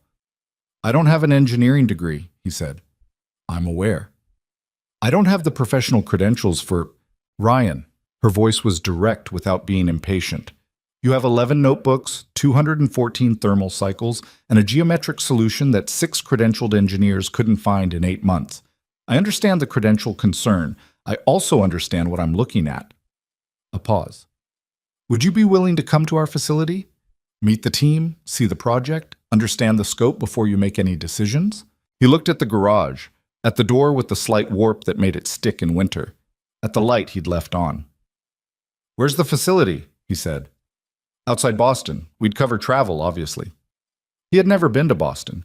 He'd been to the state capitol twice for a car parts expo, and once because Emma had a school field trip, and he'd signed up to chaperone, but that was it for his recent geographic range. "I'd need to figure out what to do with Emma." "Bring her." He blinked. "What?" "Bring your daughter. We have a full day planned. I was going to suggest a 2-day visit. There's plenty in the area for a 9-year-old. Kira mentioned she looked like a sharp kid." "How does Kira know what Emma looks like?" A brief silence. "She may have found a school newsletter photo from Cedar Creek Elementary when we were doing the location research. I'm going to be honest, the investigation was quite thorough. Despite everything, despite the weight of the conversation and the hypersonic vehicles and the 14-month timeline, Ryan almost laughed. "All right," he said. "I'll talk to Emma." He didn't have to talk long. Emma's response to, "Would you want to come to Boston to see an engineering facility?" was a look of such unambiguous enthusiasm that it was almost physically bright. "Obviously," she said. "I thought you might want to think about it." "I have thought about it. The answer is obviously." They drove down on a Friday, Ryan in his truck, with Emma in the passenger seat managing the navigation on his phone, with the specific confidence of a child who trusted GPS implicitly and a parent only provisionally when it came to directions. The Viridian facility was 40 minutes outside Boston, in an industrial complex that had been converted into something between a research campus and a working lab. Not the gleaming, Instagram-ready tech campus Ryan had imagined, but something more functional, more honest, with the look of a place where actual work happened. 2-story building, plenty of windows, a loading area visible on one side where equipment moved in and out. The parking lot had regular cars in it alongside several company vehicles. It looked like people worked here. Sophia met them in the lobby. She shook Ryan's hand and then turned to Emma, who looked back at her with the steady, appraising attention she gave everyone she met for the first time. "You must be Emma," Sophia said. "You're the CEO," Emma said. "That's right." "My dad says you're very direct." Sophia looked at Ryan. Ryan looked at a point slightly above Sophia's left shoulder. "He said that as a compliment," Ryan said. "I assumed." Sophia's expression was as close to amused as he'd seen it. She looked back at Emma. "Do you want to see the lab?" "Yes," Emma said. "But also, do you have snacks? We drove a long time, and my dad forgot to stop." "I did not forget." "He forgot," Emma said. Sophia smiled, A real one this time, quick and genuine, there and gone. We have a kitchen, come on. The day was long and, in a way Ryan could only partially process in real time, significant. Sophia walked him through the project with her engineering team, James, Kira, and 4 others Ryan hadn't met. They showed him their existing thermal system, its limitations, the specific failure data from the high-temperature tests. They showed him their simulations run against his geometry. They showed him what they were building and where the gap was, and exactly how his work fit into that gap. Ryan asked questions. He asked a lot of questions. He was aware of a certain self-consciousness in the early part of the day. The awareness of being the least credentialed person in the room, the person without the degree, the person whose professional context was a garage in Cedar Creek. But the self-consciousness had a specific quality. It was external. It sat on the surface of things. Underneath it, when the questions got technical, when they were talking about pathway geometry and thermal cycling and the junction modification and the pressure buffer microchannel, Ryan was entirely at home. This was his language. He'd built it word by word for years. At one point in the afternoon, working through a potential modification to the scale-up geometry on a whiteboard, James disagreed with Ryan's approach. The junction angle at that scale will create turbulence in the secondary pathway, James said. You're assuming laminar flow, but at industrial volumes, I'm not assuming laminar flow. Ryan picked up a marker. The turbulence is actually beneficial at this scale. It disrupts the thermal boundary layer and increases effective heat transfer. Here, he drew the flow diagram on the whiteboard. At smaller scale, the turbulence is a problem because it creates pressure variance. At this scale, the pressure variance is manageable and the transfer benefit outweighs it. James looked at the diagram. He looked at it for a while. Show me the calculation, he said. Ryan wrote it out. James and Kira both looked at it. They discussed it for about 5 minutes between themselves in the specific shorthand of people who'd worked together long enough to have their own compression scheme for technical conversation. Then James turned back to Ryan. You're right, he said. It was the tone of a man who'd been in the business long enough to find being wrong by a garage mechanic from Cedar Creek interesting rather than humiliating. I was defaulting to standard scale assumption. It's a reasonable default, Ryan said. The geometry changes the variable. Yes. James wrote something in his own notebook. It does. Sophia had been watching this exchange from across the room. Ryan caught her eye. She gave him the smallest nod. Not performance, just acknowledgement. The kind that passes between people who are both watching the same thing resolve itself. Emma, meanwhile, had been set up with Kira in a side room with access to the same simulation software they'd been using, which Kira had apparently decided was interesting enough to teach a 9-year-old while the adults worked. Ryan checked in at one point and found Emma drawing thermal pathway diagrams with Kira's guidance, asking questions with the focused intensity she brought to anything that held her attention. She's extremely sharp, Kira told Ryan, not quietly enough, as if Emma wasn't sitting right there. I know, Emma said, without looking up from the diagram.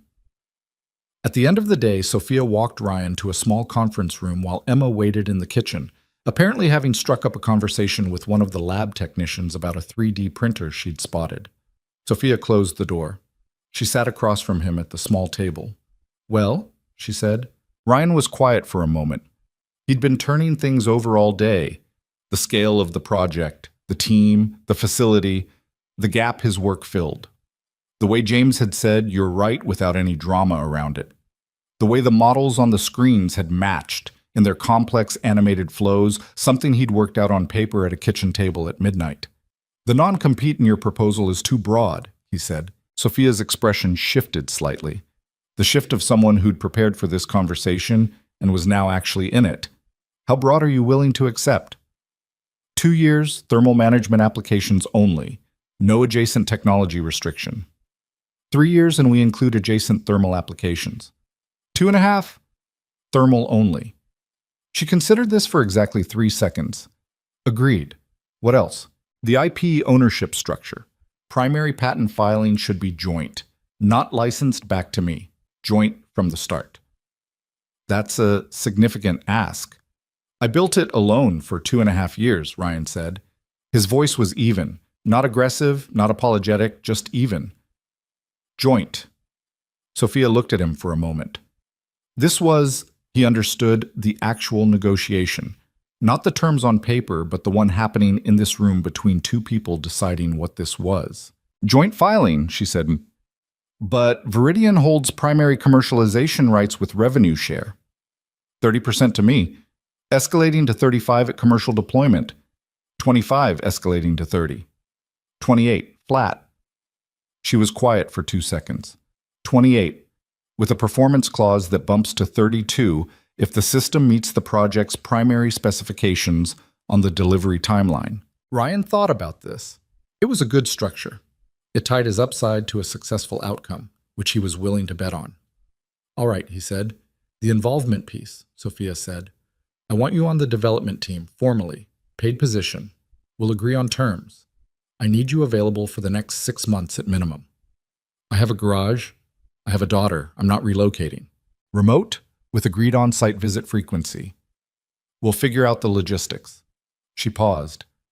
Ryan, I want this to be an actual partnership, not you signing away something and watching from a distance. He looked at her.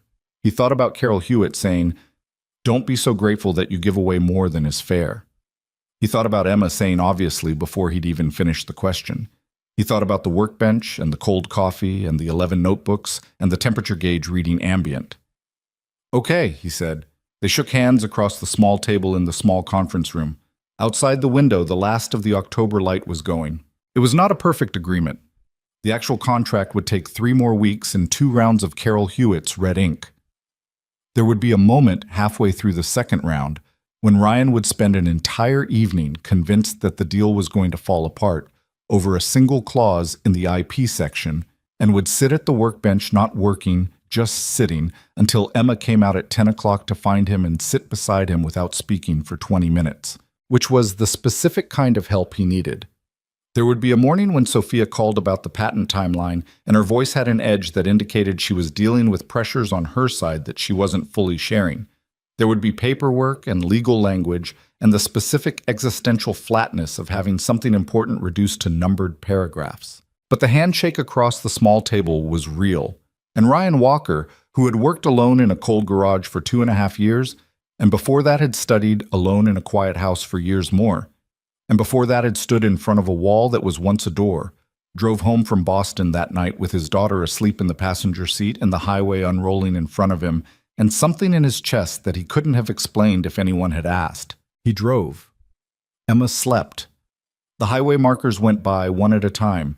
He turned the radio on low, not country, something else, something he didn't recognize, and drove the rest of the way home through the dark. The contract was signed on a Wednesday morning in Carol Hewitt's office above the pharmacy, which smelled of old paper and the particular brand of hand lotion Carol kept on her desk, and which Ryan had come to associate over the previous 3 weeks with the smell of sustained legal attention. Carol had negotiated hard. Ryan had watched her do it.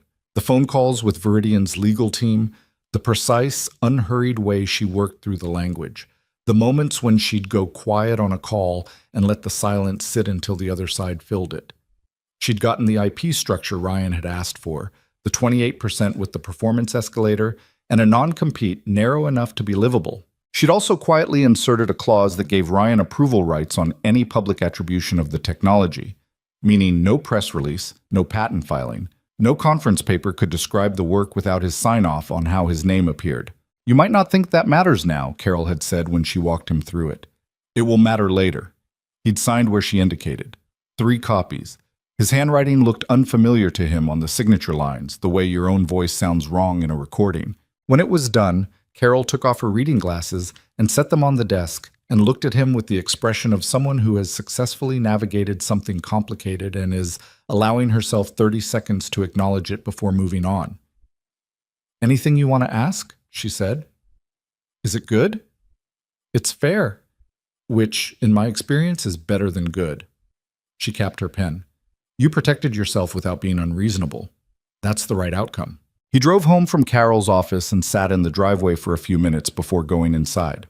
The garage door was closed, which was unusual for a weekday morning. He'd closed it deliberately the night before, some instinct about wanting the day to start clean, without the prototype visible first thing. He wasn't sure that logic made sense, but he'd done it anyway. He went inside, made coffee, sat at the kitchen table, and stared at nothing in particular for about 10 minutes. Then he called Sophia to confirm the signing. "Good," she said, and he could hear the specific quality of relief in that single word. The relief of someone who has been managing a complex timeline and just had one significant variable resolve. "Kira will reach out today to set up the first working sessions. We want to move fast on the scale-up geometry." "How fast?" "She'll explain the schedule. It's ambitious." "Define ambitious." "You'll see." A pause. "Ryan, how are you feeling?" It was not the kind of question he'd expected from her. She was direct, she was professional, she ran her conversations with the efficiency of someone for whom time was genuinely scarce. "How are you feeling?" was a different register. He thought about it honestly. "Like I signed something real," he said, "which is different from how I thought I'd feel." "Different how?" "I thought it would feel like relief, maybe, or excitement." He looked at the kitchen table, at the coffee ring stain he still hadn't addressed. "It feels like the weight changed direction. Not lighter, just different weight." Sophia was quiet for a moment. "Yeah," she said, "that's accurate." He didn't ask her what she meant by that. He thought he understood it. Kira's schedule arrived by email at 4 that afternoon and was, as Sophia had indicated, ambitious. Working sessions 3 times a week, remote, 2 hours each. Site visits every 3 weeks. A 6-month timeline to move from Ryan's 7th prototype geometry to a tested, validated scale-up version ready for integration into Viridian's propulsion project. All of this while Ryan maintained his garage, handled existing customers, and remained the primary caregiver for Emma. He printed the schedule, looked at it, and then went to the garage and stood at the workbench for a while without doing anything in particular. The prototype sat under the utility light. The notebooks were on the shelf. The data logs were in the box. Everything was exactly as it had been for years, unchanged by the signed papers, unchanged by the 3 SUVs in the driveway, unchanged by any of it. He picked up the 7th notebook and opened it to the junction modification diagrams. He'd looked at these pages hundreds of times. He looked at them again now. Then he turned to a fresh page and started working on the scale-up problem. The first month was harder than he'd expected, though not in the ways he'd expected. The technical work was intense but manageable, more than manageable. The remote sessions with Kira and James had a rhythm that developed quickly, the kind of functional shorthand that comes when everyone in a room cares about the same problem and speaks the same language. They'd work through a section of the scale-up geometry on a shared digital whiteboard, Ryan annotating from the garage on his old laptop with the electrical tape hinge, Kira running real-time simulations, James asking the specific questions that exposed the places where Ryan's intuition needed to be made explicit. Ryan was wrong about things, regularly, and the first time it happened, he'd felt the old self-consciousness rising up. The self-taught mechanic wrong in front of the credentialed engineers. But James just marked the correction without drama. Kira updated the model, and the conversation continued. Being wrong was, in their professional culture, a technical event rather than a social one. Ryan adjusted to this faster than he'd expected. What he hadn't expected was the fatigue. Not physical fatigue, though there was that too. The late nights, the early mornings, the sustained concentration of working 2 full jobs simultaneously. The harder thing was the cognitive exhaustion of operating in 2 completely different registers at once. By day he was the garage. Oil changes, tire rotations, brake jobs, the routine physical work of keeping old cars running, the conversations with customers who were sometimes pleasant and sometimes not, the persistent background noise of Cedar Creek being Cedar Creek. By evening, he was the scale-up geometry, the thermal simulations, the expanding technical vocabulary of a project that was larger and more complex than anything he'd ever worked on. The boundary between these 2 registers was his dinner table, which meant it was also Emma's dinner table, and Emma noticed things. "You're doing the face," she said one evening in late November. She was eating macaroni and cheese, which she had strong opinions about making from scratch, and which Ryan had strong opinions about not making from scratch when the box version existed and they were both tired. "What face?" "The one where you're not actually here." He set down his fork. "I'm here." "You answered my question about the school project with, yeah, the microchannel buffer, which is not a school project." He had not been aware of saying that out loud. "Sorry, tell me about the school project." It's a model of the solar system. We have to make the planets out of different sized balls. She poked her macaroni. I was going to ask if you had any spherical things in the garage I could use. Definitely. What size do you need for... I already figured it out. I found some bearings in the third shelf bin. I wanted to tell you, but you weren't listening. He looked at her. She looked back, the expression not quite hurt. Emma processed most things through a practical lens rather than an emotional one, but containing something that required acknowledgement. I'm sorry, he said. Not the reflexive kind of sorry, the actual kind. She looked at him for a moment, calibrating. Are you going to be like this for the whole 6 months? I'm going to try not to be. That's not a no. No, he said. I'm going to be better at the dinner table. That's a yes. She considered this. Okay.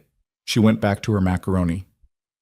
The bearings I found, I think they're from an alternator. Probably. That work for the planets? Jupiter's going to be a tennis ball. I couldn't find anything big enough in the garage. We've got a tennis ball somewhere. I know, I already found it. She looked up.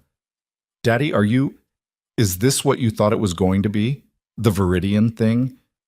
He thought about it honestly, the way he'd learned to think about things with Emma, without the protective coating of reassurance. Not exactly, he said. It's bigger than I thought, which is good, but it's also harder than I thought, which is just true. Hard like it's not working? No. Hard like it takes a lot. He paused. The work is real. I keep checking it, and it keeps being real. Emma nodded slowly, the way she nodded when she was filing something away. Okay, she said. I just needed to know if it was the good kind of hard or the bad kind. Good kind. Good. She ate her macaroni. Tell me about the microchannel buffer thing you were thinking about. He almost told her she didn't need to know about that, but she was looking at him with the specific, interested attention of a kid who had grown up in a garage and genuinely wanted to understand the thing that was taking up so much of her father's head. So he told her. He kept it simple, translation rather than explanation, but he told her. She listened the whole way through, asked one question. So the buffer is like a pressure shock absorber? Which was, in its way, exactly right. He told her so. She looked pleased in the contained way she expressed pleasure, and they finished dinner. Later, after she was in bed, he sat at the workbench and thought about what she'd said. The good kind of hard or the bad kind. It was, he realized, a meaningful distinction, and he hadn't been making it clearly enough in his own internal accounting. He'd been carrying the difficulty as a single undifferentiated weight, when most of it, the technical challenges, the schedule pressure, the intensity of operating at a level he'd spent years preparing for without knowing exactly what he was preparing for, was good hard. The kind that meant something was actually happening. He opened the 12th notebook, the first one that wasn't part of the original project, the one he'd started the week after signing the contract, and got back to work. Cedar Creek, meanwhile, was having its own adjustment. The story of Ryan Walker and the 3 black SUVs had moved through the town's social system with the speed and thoroughness that only small towns achieve, acquiring details and modifications along the way in the manner of all town narratives. By December, the version circulating at Patty's Diner had the SUVs belonging to a government agency, which was inaccurate but more dramatic. Doug Heller had apparently told someone at the hardware store that he'd always suspected Ryan was onto something, which Ryan heard about secondhand and which caused him to experience an emotion that he chose not to examine too closely. The practical effect on the garage was an increase in business. Not dramatic. Cedar Creek wasn't large enough for dramatic, but real. Cars that had previously been going to the next town's shop started coming back. A few new customers appeared who seemed, based on their slightly excessive conversational interest in Ryan's professional life, to be motivated more by curiosity than by automotive need. Ryan serviced their cars without comment and did not encourage the curiosity. Dave Kowalski came in with his truck in early December, something he hadn't done in at least 2 years. He was friendly in the specific way of a man who has recognized that he'd been wrong about something and is attempting to compensate without explicitly acknowledging it. Ryan replaced his brake pads and charged him the standard rate. "So you're working with that company now," Dave said, in the conversational tone of someone who already knows the answer. "Yeah," Aerospace stuff, someone said. Can't really talk about the project details. Dave nodded in the way people nod when they've received the response they expected, and it confirmed something. Well, he said, that's something, Ryan. Thanks, Dave. There was a pause. Dave was clearly working towards something, some additional statement that was supposed to close a loop he felt was open between them. Ryan watched him work toward it without helping. I might have underestimated what you were doing out here, Dave said finally. It came out roughly, without the smooth finish of something he'd rehearsed, which made it more real. Ryan looked at him for a second. He thought about Patty's diner, the corner booth, the school board women, and the pause that finished sentences without words. He thought about hobbies. He thought about all the years of careful, quiet construction of an interior life that Cedar Creek hadn't been able to see and hadn't tried very hard to. Thanks for saying that, Ryan said. He meant it. Not fully, not without residue. There was still a layer of something underneath the graciousness, a layer he might always have. But he meant it enough. Dave left. Ryan swept the garage and thought about the specific texture of being acknowledged by someone who'd dismissed you. It was not as satisfying as he might have once imagined. It was mostly just complicated. The harder piece came in February. Ryan had been on the Viridian project for 3 months. The scale-up geometry was in advanced development. They'd moved through several iterations, each one tested against Kira's simulations and checked against the physical principles Ryan kept anchored in his notebooks. James had become in the way of a professional relationship built on mutual technical respect, something approaching a colleague. They disagreed regularly and productively. Kira had taken to sending Ryan research papers at hours that indicated she had no established bedtime, and he'd taken to reading them. The problem came on a Tuesday afternoon in the form of a phone call from Sophia. He was under a Subaru when the phone rang. He came out, saw it was her, and felt something shift in his chest before he answered. Some instinctive reading of the timing that told him this wasn't a routine update call. "We have a complication," she said. He sat on the rolling stool. "Tell me. There's a competing patent application." Her voice was controlled, the way it got when she was managing something serious without letting the management become the story. Filed 6 weeks ago by a research group at a university in Germany, the application covers a distributed multi-pathway thermal geometry. It's not identical to your work. Their approach is meaningfully different, but there's enough overlap in the claimed principles that our patent attorney is concerned about a conflict. Ryan was very still. "How concerned?" he said. "Enough to recommend we accelerate the patent filing timeline significantly, which means I need you to be available for an intensive documentation session this week, going through your notebooks, establishing the development timeline, proving the priority date." "The notebooks are dated," he said.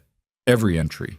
"I know, that's our best asset here, but we need it formalized. I'm going to send a patent attorney to Cedar Creek. Can you do Thursday?" "Yeah." "Ryan." A pause. "This is the kind of thing that happens with significant innovations. I don't want you to panic." "I'm not panicking." "I know. I'm telling you not to anyway." He went back inside and sat at the workbench for a while. Not working, just sitting with it. The patent filing was something he hadn't been able to afford before Viridian, hadn't been able to protect himself with. And now that the protection was finally possible, there was a competing claim appearing from a direction he hadn't anticipated. He thought about the November night, the 11 pages, the 214 thermal cycles. He thought about the fact that the first notebook was dated 4 years ago, that the dragonfly margin sketch was in a notebook he could date to a specific week, that every calculation, every failed prototype, every correction had been recorded and numbered. He thought about how compulsive he'd been about the notebooks, the numbering, the dating, not because he'd been anticipating a patent dispute, but because that was just how his mind worked. He'd always written things down. His father had called it the engineer in him, back when there was still reason to use that description without qualification. The patent attorney arrived on Thursday. Her name was Margaret Okafor, and she was from Viridian's legal firm. Mid-40s, efficient, with the particular manner of someone accustomed to working quickly in unfamiliar environments. She sat at the workbench for 4 hours going through the 11 numbered notebooks, cross-referencing dates, photographing pages, building what she called a priority timeline. At one point, she stopped on the page with the dragonfly margin sketch. "This is the biological inspiration reference," she said. Yeah. What's the date on this notebook? March, 3 years ago. The entry's on the 7th. I date them at the top when I start a session. She photographed the page from multiple angles. And the German application, the date on their earliest referenced research is 18 months ago. Ryan looked at her. So my work predates theirs by a significant margin if the notebooks hold up, which based on what I'm seeing, they will. She was still looking at the dragonfly sketch. You drew this from observation? From a research paper. I found the image in an entomology journal. He paused. I have the journal. I kept it. Do you have the specific issue? He went to the shelf along the back wall. Third shelf, left section, behind 2 technical manuals and a clutch assembly he'd been meaning to return to storage. He found the journal. The relevant pages were marked with a strip of paper torn from a notebook margin. He handed it to her. Margaret Okafor looked at the marked pages. She looked at the margin sketch in the notebook. She looked up at Ryan. Mr. Walker, she said, and her tone had shifted slightly from the efficient procedural register she'd been using. How much of this, all of this, she gestured at the shelves, the notebooks, the boxes. How much of it is documented this way? All of it, he said. Every session, every test, every result. I've always written everything down. She looked at the shelves for a moment. Why? It was a genuine question, not adversarial, just curious. He thought about it. Because I was working alone, he said. I had nobody to report to. The notebooks were the record. If something worked, I needed to know exactly what I'd done so I could do it again. If something failed, I needed to know why. The dates were just... He paused. I don't know. Habit, I guess. My father was like that. Margaret Okafor made a note. Then she said very carefully, the priority claim is strong. I want to be clear that nothing is guaranteed. Patent disputes are their own ecosystem, and outcomes aren't predictable. But the documentation here is exceptional. It tells a complete story with dates, and the story predates the competing application by a substantial margin. He let out a breath he hadn't fully known he was holding. Will it be enough? He said. I believe so. I'm going to be honest. I've done a lot of prior art research. I've gone through a lot of inventor documentation. Most of it is incomplete, undated, inconsistent. She looked at the shelf of numbered notebooks. This is not that. After she left, Ryan stood in the garage for a long time.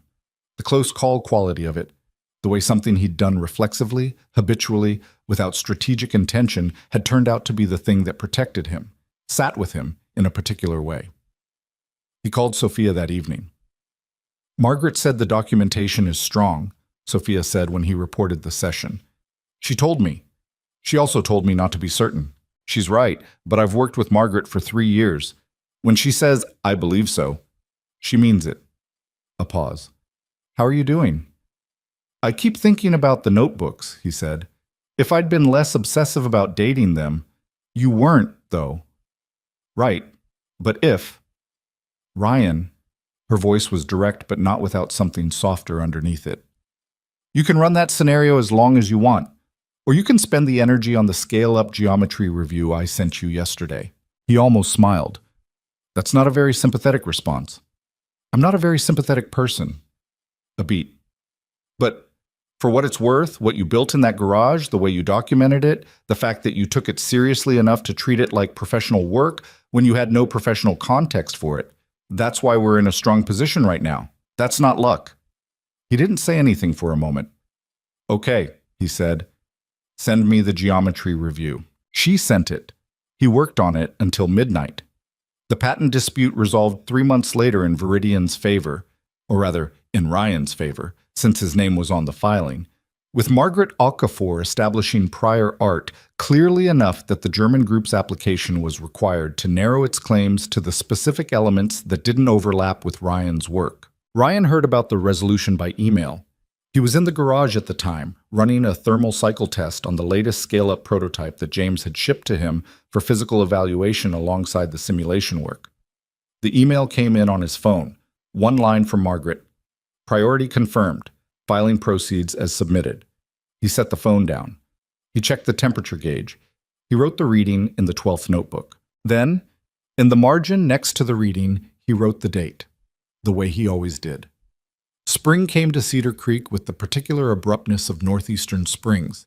2 weeks of mud and gray, then suddenly one morning everything was green and the light had changed and you couldn't remember exactly when it had happened. Ryan noticed it the morning he walked out to the garage and didn't need his jacket. The scale-up prototype was 3 iterations further along than the one James had shipped in February. Ryan had made a modification to the secondary pathway geometry in March, a refinement that addressed a minor but persistent efficiency variance at a specific temperature threshold, and the modification had improved the overall performance numbers by nearly 4%. He'd sent the data to James at 11 o'clock on a Sunday night with a subject line that said, "Third pathway fix. Look at this." James had responded at 7 a.m., Monday, with 2 words, "running simulations." By 10 o'clock, he'd confirmed the improvement. They were on track. The delivery timeline was holding. Ryan was standing at the bench on a Tuesday morning in April, reviewing the simulation results from the latest Viridian run, when Emma appeared in the garage doorway. She had her backpack on, the strap at its full extension. She was watching him in the particular way she watched him when she had something to say, and was choosing her timing. "You look different," she said. He looked up from the laptop. Different how? She thought about it seriously. Emma never answered that kind of question carelessly. "Like you're in the right place," she said. "You used to look like you were in the right place and the wrong place at the same time." He looked at her. She stood in the doorway in the April morning light, too big backpack, the flannel jacket she'd outgrown but refused to stop wearing because she'd decided it was hers now. "Go catch your bus," he said. "I'm just saying." "I know what you're saying. Bus." She went. He listened to her footsteps on the driveway, the sounds of the school bus arriving a few minutes later, the particular diesel grumble of its departure. The garage was quiet. The laptop screen showed the simulation results. The 12th notebook was open to a page dense with calculations. He sat down. He thought about what she'd said. Like, "You're in the right place." He wasn't sure that was precisely accurate, or rather, it was accurate but incomplete. He was in a right place. He was also in a very demanding, sometimes frightening, consistently exhausting place where the stakes were higher than anything he'd operated at before and the margin for error was narrower and the distance between where he was and where the project needed to go was still real and would require real work to cross. But the self-doubt, the stone he'd gotten used to carrying, the voice that said you're a mechanic who never finished college, had changed, not disappeared. It still spoke. But its authority had been eroded by specific, verifiable, documented evidence, and Ryan Walker had always been a man who paid attention to evidence. He reached for the notebook. He found his place in the calculation. He kept going. The last week of April brought an email from Sophia with a subject line he hadn't expected. Symposium. "Are you available?" The body of the email explained that Viridian had been invited to present preliminary findings from the propulsion project's thermal management development at an engineering symposium in 3 weeks. The work was at a stage where selected elements could be disclosed without compromising the project's competitive position. Sophia wanted Ryan to co-present. He read the email 3 times, then he called her. "I'm not a presenter," he said when she picked up. "You're about to be." "Sophia, I've never given a professional presentation. I've never been to a professional symposium. I'm a mechanic from Cedar Creek who has been on this project for 6 months. You're the originating inventor of the technology being presented." Her voice was patient but certain. "James will be there. Kira will be there. But the pathway geometry, the conceptual foundation, that's yours. It should be presented by you. There will be engineers there, credentialed engineers. Yes, some of them will be very smart. Some of them will be looking for the mistake because they don't like being surprised by someone outside the institutional system." She paused. "You've already answered every serious question James and Kira could ask. You've defended the work against a patent challenge. You know this material better than anyone in that room will." He was quiet. "Ryan," her voice shifted just slightly. "You've been doing the work without the recognition for years. I'm asking you to stand up and take the recognition. I know it's harder than it sounds, but it's the right move." He stood at the workbench. He looked at the prototype, the notebooks, the temperature gauge reading ambient in the April light. He thought about career day. Emma at the kitchen table asking if he was going to talk about the cooling thing, the careful protective silence he'd maintained for years, the not talking about it to people who'd laugh, the not entering the world where it could be evaluated, the not risking the thing that was most real to him. 3 weeks, he said. 3 weeks. Kira will help you build the presentation. She's very good at it. He exhaled. Okay. Yeah? Yeah, okay. After he hung up, he stood in the garage for a while. The April morning was warming up outside. He could hear the neighborhood coming alive, cars in driveways, someone's lawnmower starting up 2 streets over. Normal sounds of a normal Tuesday in Cedar Creek. He pulled a fresh page in the notebook and wrote at the top, Symposium Preparation, Key Concepts. Then he started writing. Kira had been right that she was good at building presentations. She was also, Ryan discovered over 3 weeks of preparation calls, almost pathologically thorough. She sent him slide drafts at hours that confirmed she genuinely did not sleep on any consistent schedule, followed by revision notes, followed by simulation graphics rendered in 3 different formats in case one of them displayed poorly on the symposium's projection system, which she had apparently researched in advance by contacting the venue directly. You called the conference center about their projector? Ryan said, on their 4th preparation call. I called about the display resolution and the room dimensions. I wanted to know how large your diagrams would render from the back row. A pause. The room holds 240 people. The back row is 63 feet from the screen. Kira, the pathway geometry diagrams have fine detail that matters. I wanted to make sure people could see it. He didn't argue with this. It was, in its particular way, exactly right. He'd spent years working on details that nobody had seen. He wasn't going to let them be invisible now because of a resolution issue. The preparation itself was harder than he'd expected, though differently hard than the technical work. The technical work required precision and attention and the willingness to be wrong and correct and wrong again. Presenting required something he'd never formally developed, the ability to translate the interior logic of his own thinking into language that moved clearly and quickly through a room full of strangers who had their own frameworks and their own skepticisms, and no particular investment in understanding him. He practiced in the garage. He stood at the workbench and talked to the wall and the prototype and the notebooks and felt, consistently, that he sounded either too technical or not technical enough, either too careful or not careful enough. He recorded himself on his phone once, listened to 30 seconds of it, and deleted it with the conviction of a man who had heard something he did not need to hear again. Emma watched one practice session from the stool in the corner. You're doing the thing, she said when he finished a section on the geometric pathway concept. What thing? The thing where you talk like you're apologizing for what you're saying. He stopped. I'm not. You keep saying what I mean is, and I should clarify, and this might be obvious, but you don't do that when you're actually explaining something to me. You just explain it. She had her knees pulled up to her chest on the stool, the flannel jacket that was technically too small. Talk like you know what you're talking about. Because you do. He looked at her for a long moment. When did you get this way? He said. What way? Like this. She considered the question genuinely. I think I've always been like this. You just notice it more now.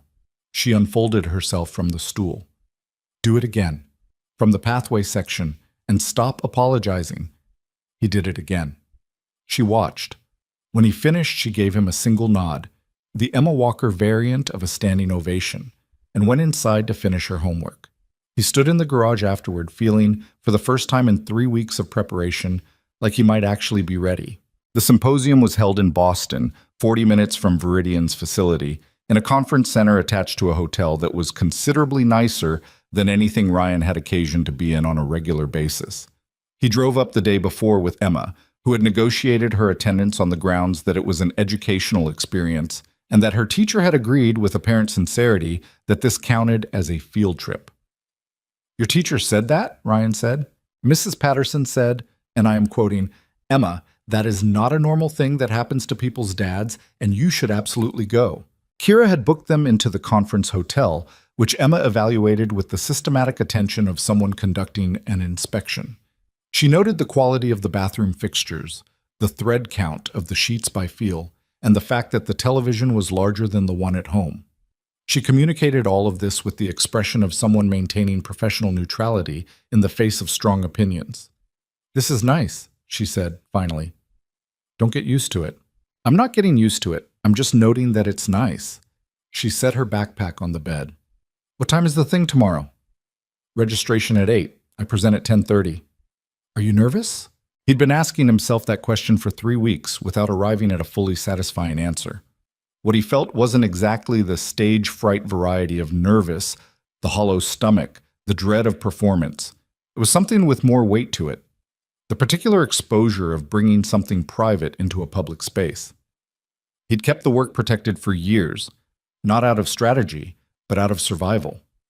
Now he was being asked to stand in front of 240 people and say, "This is what I built, and I believe it is real, and here's why." "Yeah," he said. "A little." Emma nodded. "Good," she said. "You should be a little nervous. It's a real thing." He wasn't sure if that was comforting or not.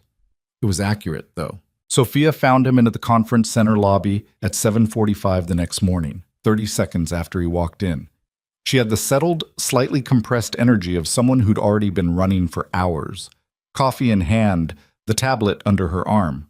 She was wearing a different version of the dark professional clothes from Cedar Creek, which Ryan had come to understand was simply how she dressed, as consistent as a uniform. She looked at him. He was wearing the better of his 2 dress shirts, which Emma had ironed that morning with a concentration that suggested she'd looked up how to iron things specifically for this occasion. "Ready?" Sophia said. "Ask me at 10:29, he said. She almost smiled. "James and Kira are already set up. The AV is working. The pathway geometry renders well on the main screen, Ryan. I checked." She paused. "Kira called the venue about the projector." "I know. Of course she did." Sophia looked at him for a moment with the direct assessment she gave things she was serious about. "Ryan, you know this work better than anyone in that room. Hold on to that." He held on to it. The first part of the morning was other people presenting. Ryan sat in the second row with James on one side and Kira on the other and watched 2 presentations that were technically competent and one that was genuinely interesting. A materials researcher from a university in Ohio presenting work on high-temperature alloy behavior that had real implications for propulsion applications. Ryan made a note in the margin of his program. He couldn't help it. Some habits were just structural.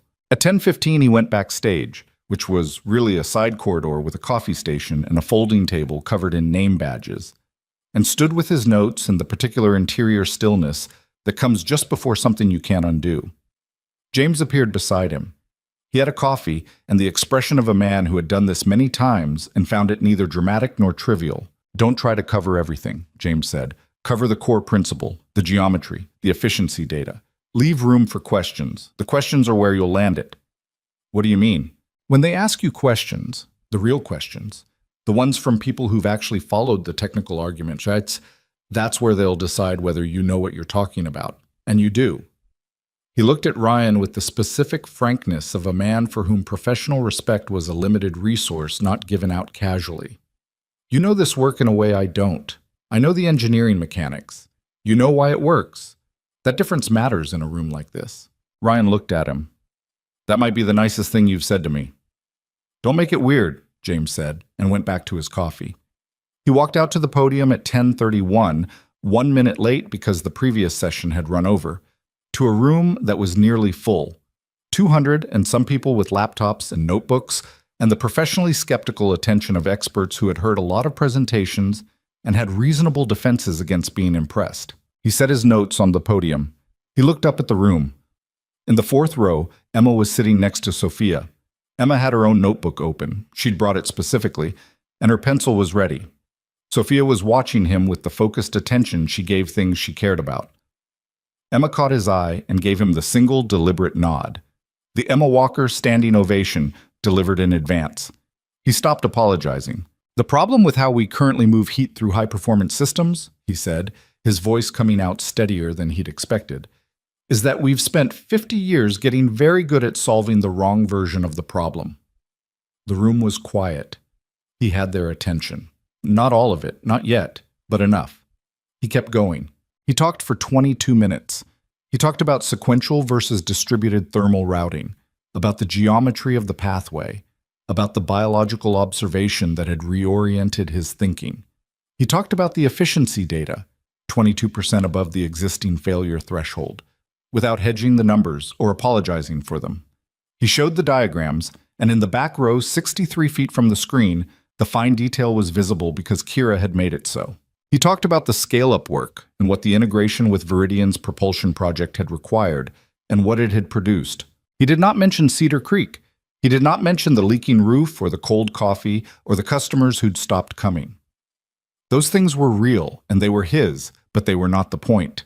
The point was on the diagrams, and in the data and in the geometry of a system that moved heat the way living things had always moved it, and nobody in that room needed the backstory to understand the work. When he finished, the room was quiet for a beat. Then the questions started. There were 12 of them before the session moderator called time, and James had been right. The questions were where it landed. The first 3 were straightforward, the kind that tests whether you understand your own data. Ryan answered them. The 4th was sharper, from a man in the 6th row with the bearing of someone who'd spent his career in thermal engineering and had the accumulated confidence of that career behind his skepticism. The turbulence claim at industrial scale, the man said. You're arguing beneficial turbulence in the secondary pathway. That goes against standard laminar flow optimization doctrine. Standard doctrine assumes a single sequential pathway, Ryan said. In a distributed geometry, the turbulence in the secondary pathway disrupts the thermal boundary layer at the junction points. The heat transfer benefit outweighs the pressure cost because you're not running a single critical path. You have redundancy. The system absorbs the turbulence effect rather than accumulating it. He paused. I have 214 thermal cycles of physical test data supporting the claim, along with simulation verification. I'm happy to share the dataset. A small silence. The man in the 6th row made a note. I'd like to see that dataset, he said. His tone had changed, not dramatically. He wasn't the kind of person who changed tone dramatically, but it had changed. Ryan said he'd make sure it was available. 2 more questions. Then a woman near the back, he couldn't see her clearly from the podium, asked the one he hadn't expected. Can you talk about your research background? The institutional affiliation on the filing is Viridian, but the originating work predates the partnership. Where did this come from? The room shifted slightly. He felt it. The specific attention that comes when a room senses that a question has touched something real. He looked at the woman. He looked at Emma in the 4th row, who had her pencil poised above her notebook and was watching him with full attention. He thought about what to say. He could give the compressed professional version, independent research, several years of development. He could give the version that described the work without the context. Both would be accurate. Both would be, in their way, incomplete. I'm a mechanic, he said. I run a garage in a small town in upstate New York. I've been doing independent engineering research for about 5 years, self-taught, no institutional affiliation, working from salvaged materials and my own notebooks. He kept his voice even, not defiant, not apologetic, just the fact of it. The work started with an observation about thermal management in biological systems and turned into a 7 prototype development process that I documented in 11 notebooks before Viridian found the paper I posted on an engineering forum. He paused. I didn't finish college. I didn't have access to professional equipment or simulation software. What I had was the problem, a workbench, and enough time to keep working on it until something real came out the other side. The room was quiet. He'd thought, preparing for this moment, and he had prepared for it because the question of his background was always going to come up, that the silence would be the uncomfortable kind, the kind that means we don't know what to do with this information. It wasn't that kind. The man in the 6th row was the first to respond. He'd spent 40 years in thermal engineering. He had the accumulated confidence of that career and the accumulated skepticism, and what Ryan saw on his face now was neither of those things. Well, the man said. He didn't say anything after that. He just nodded, slowly, once, the way people nod when something has been adequately explained. The applause started in the back of the room and moved forward. It wasn't the prolonged standing ovation kind. This was a technical conference, not a ceremony, and the people in it expressed approval in the measured way of professionals. But it was real, and it lasted, and Ryan stood at the podium and felt it and didn't look away from it. In the fourth row, Emma had stopped writing in her notebook. She was just watching him, her pencil resting against the page. Her expression was the contained, deliberate version of something that was larger underneath. Sophia was watching him too. He caught her eye. She gave him the single nod. His nod, the one he'd given her when she said the work is real, reflected back. He gathered his notes. He stepped back from the podium. He had done it. The afternoon was a different kind of demanding.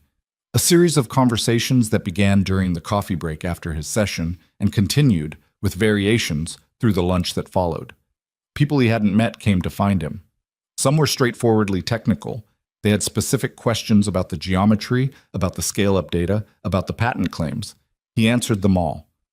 The man from the sixth row found him near the coffee station and introduced himself as Dr. Gerald Park, 22 years in aerospace thermal systems, currently consulting for 2 national research laboratories. The benchmark data from your scale-up trials, Dr. Park said. The 22% efficiency improvement over threshold. I want to run that against our lab's modeling framework. I can send you the full data set. James Chen from Veridian can connect you with the simulation outputs. I'm not interested in Veridian simulations. I want your original physical test data, the 214 cycles. Ryan looked at him. Why specifically the original data? Dr. Park's expression was the precise, unhurried expression of a man saying something he'd thought through. Because simulation results tell you what the model predicts. Your physical test data tells you what actually happened. At 214 cycles, in a residential garage with salvaged equipment, with no institutional error correction infrastructure. He paused. If it holds up in those conditions, it's robust. I want to see the raw data. Ryan gave him his email address. Dr. Park entered it into his phone with the deliberate care of someone for whom contact information was not casually handled. Mr. Walker, he said before walking away. I've been to a lot of these. A slight gesture at the conference around them. I don't often hear something genuinely new. He walked away. Ryan stood with his coffee and the particular weight of that sentence and let it settle. Later, after the formal sessions had ended and the conference center was emptying into the early evening, Ryan found Emma sitting in one of the lobby chairs with her notebook open, writing something. He sat down next to her. She didn't look up immediately. She finished her sentence first, which he appreciated. What are you writing? He said. Notes. She looked up. From the presentation, I wrote down the parts I wanted to remember. What parts? She looked at her notebook. The part about how living things move heat, and the part about the wrong version of the problem. She paused. And the part at the end where you said what you are. He was quiet for a second. Why that part? He said. Emma considered the question the way she always considered real questions, with actual thought, not automatic response. Because you said it like it was just true, not like it was something you were ashamed of or something you were proud of. Just true. She looked at him. I think that was the best part of the whole thing. He looked at his daughter, 9 years old, with her notebook and her too small flannel jacket and the pencil she held like she'd always held it, slightly too tightly, a habit he'd noticed when she was 5 and had never corrected because it didn't seem worth correcting. Yeah, he said. I think so too. Sophia found them there. She had her coat on, the tablet under her arm, the day's compressed energy beginning to decompress into the quieter version of herself that Ryan had only seen a few times, usually at the end of long, demanding days when the professional performance of certainty could ease off slightly. She sat down across from them. Dr. Park wants the raw data, Ryan said. I know.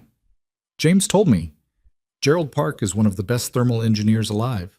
She looked at Ryan with the direct, unsentimental focus he'd learned meant she was saying something she meant. He doesn't say genuinely new to people he's trying to be polite to.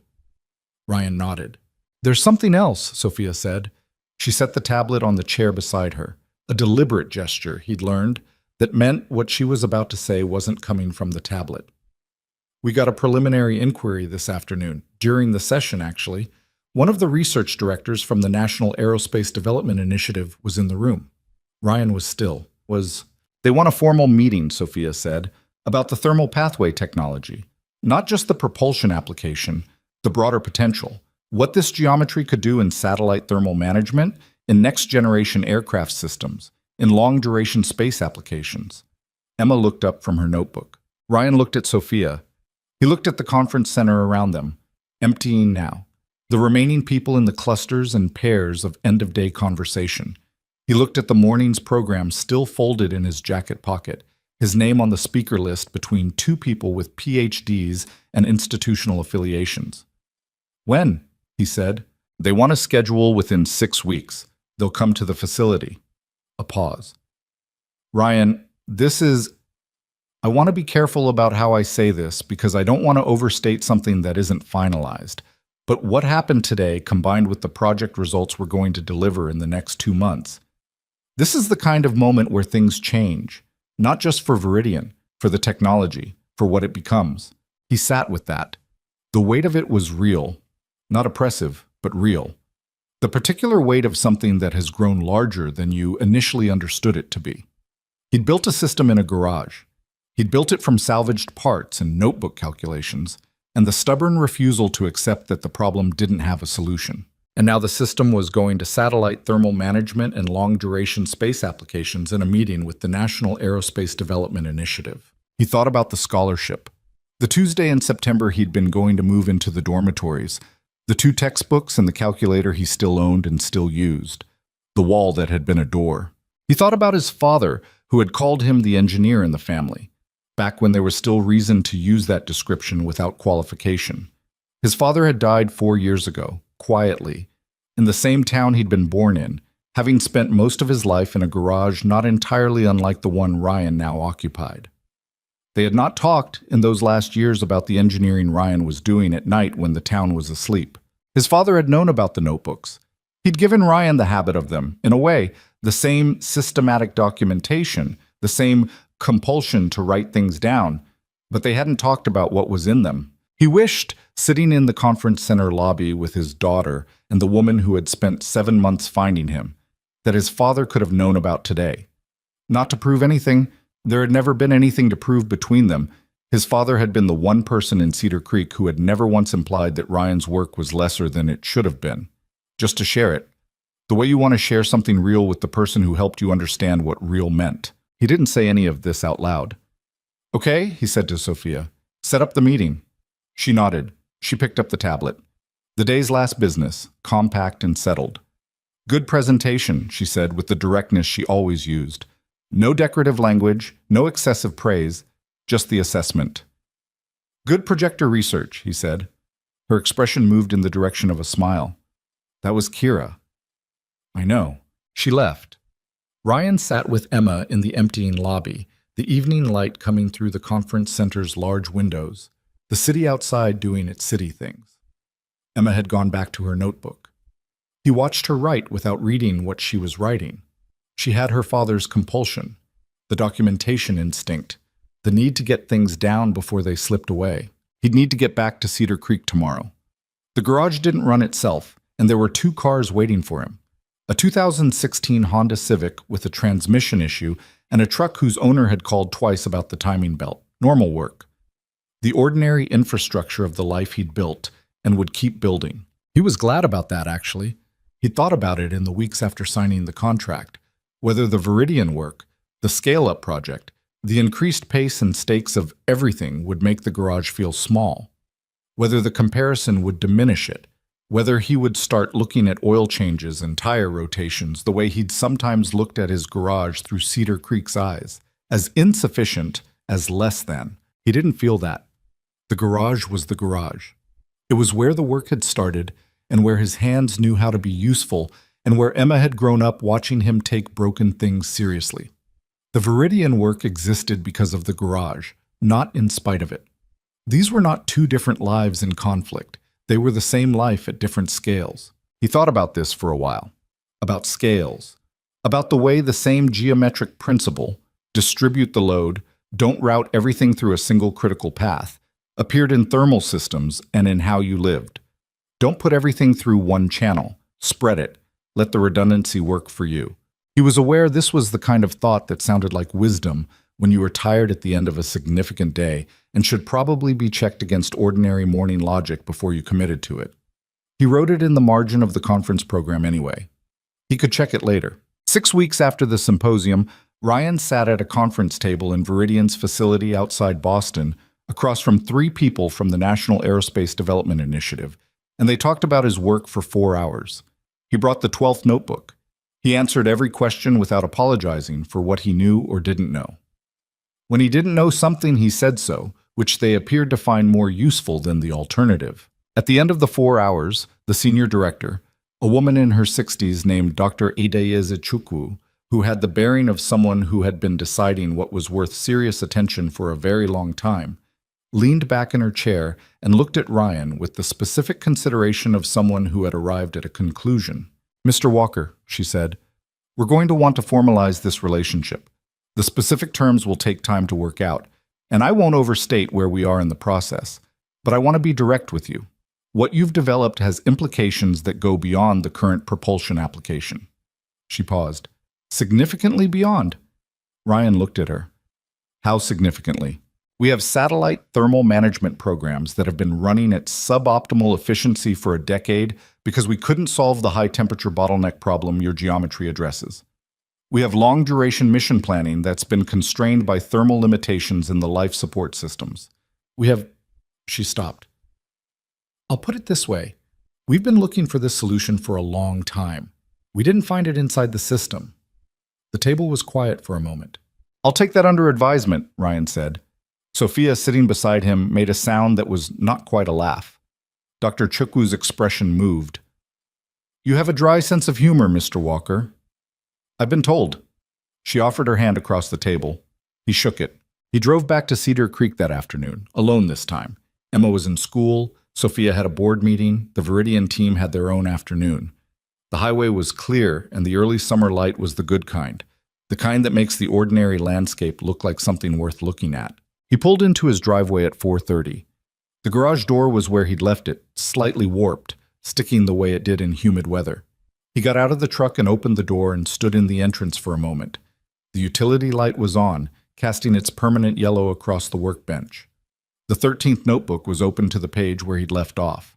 The temperature gauge read ambient. He went inside. He made coffee, actual coffee, with attention, remembering to drink it while it was hot. He stood at the workbench and looked at what was there. The prototype, the notebooks, the data logs in their box, the salvaged components on the shelves, the copper tubing coiled like it had always been coiled, the water stain on the ceiling that he had finally, 2 weeks ago, actually done something about.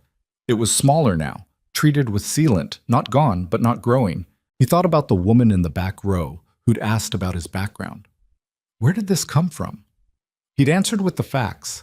A mechanic, a garage, salvaged materials, 11 notebooks. He'd said it like it was just true, and Emma had said that was the best part. The best part of any story, he thought, was usually the part where someone stops managing how it sounds and just says what happened. This had happened. He had built a thing alone in a garage that nobody took seriously, and the building had taken years, and the years had cost him. And the cost had been specific and real, and sometimes in the small hours of the morning had felt like more than the work was worth. He'd gotten the dates wrong sometimes, the calculations wrong, the materials wrong, the strategy wrong.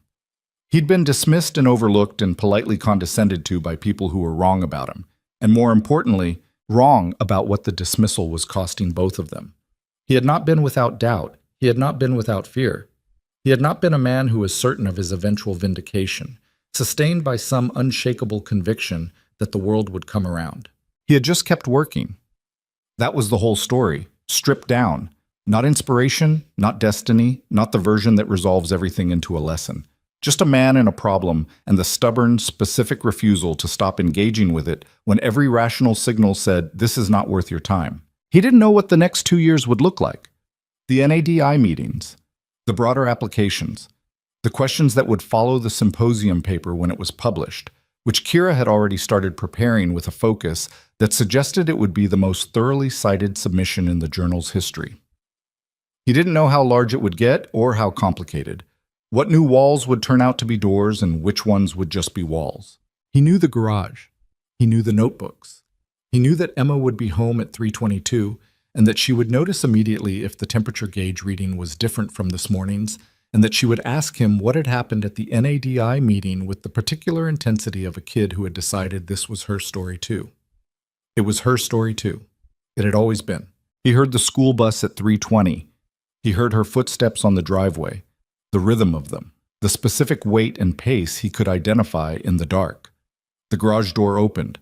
Emma stood in the doorway with her backpack at full extension and her too small flannel jacket and her notebook already out. She looked at him. She looked at the temperature gauge. She looked at the 13th notebook open on the bench. "Well?" she said. He picked up his coffee. He drank it while it was still warm. "Come in," he said. "I'll tell you everything." She came in. The garage door closed behind her. Outside, Cedar Creek was doing what Cedar Creek did.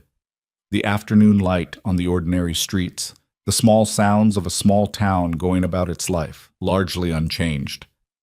Inside, the utility light cast its yellow across the workbench and the notebooks and the two of them, the same as it had on 1,000 evenings before this one. He told her everything. She listened to all of it, her pencil moving in her notebook, getting it down. The details, the words, the numbers, the things that mattered. She had always been a person who paid attention. She had learned it here, in this garage, watching her father take broken things seriously on the off chance that they contained something worth saving. He had been right about that, it turned out. More often than not, they did.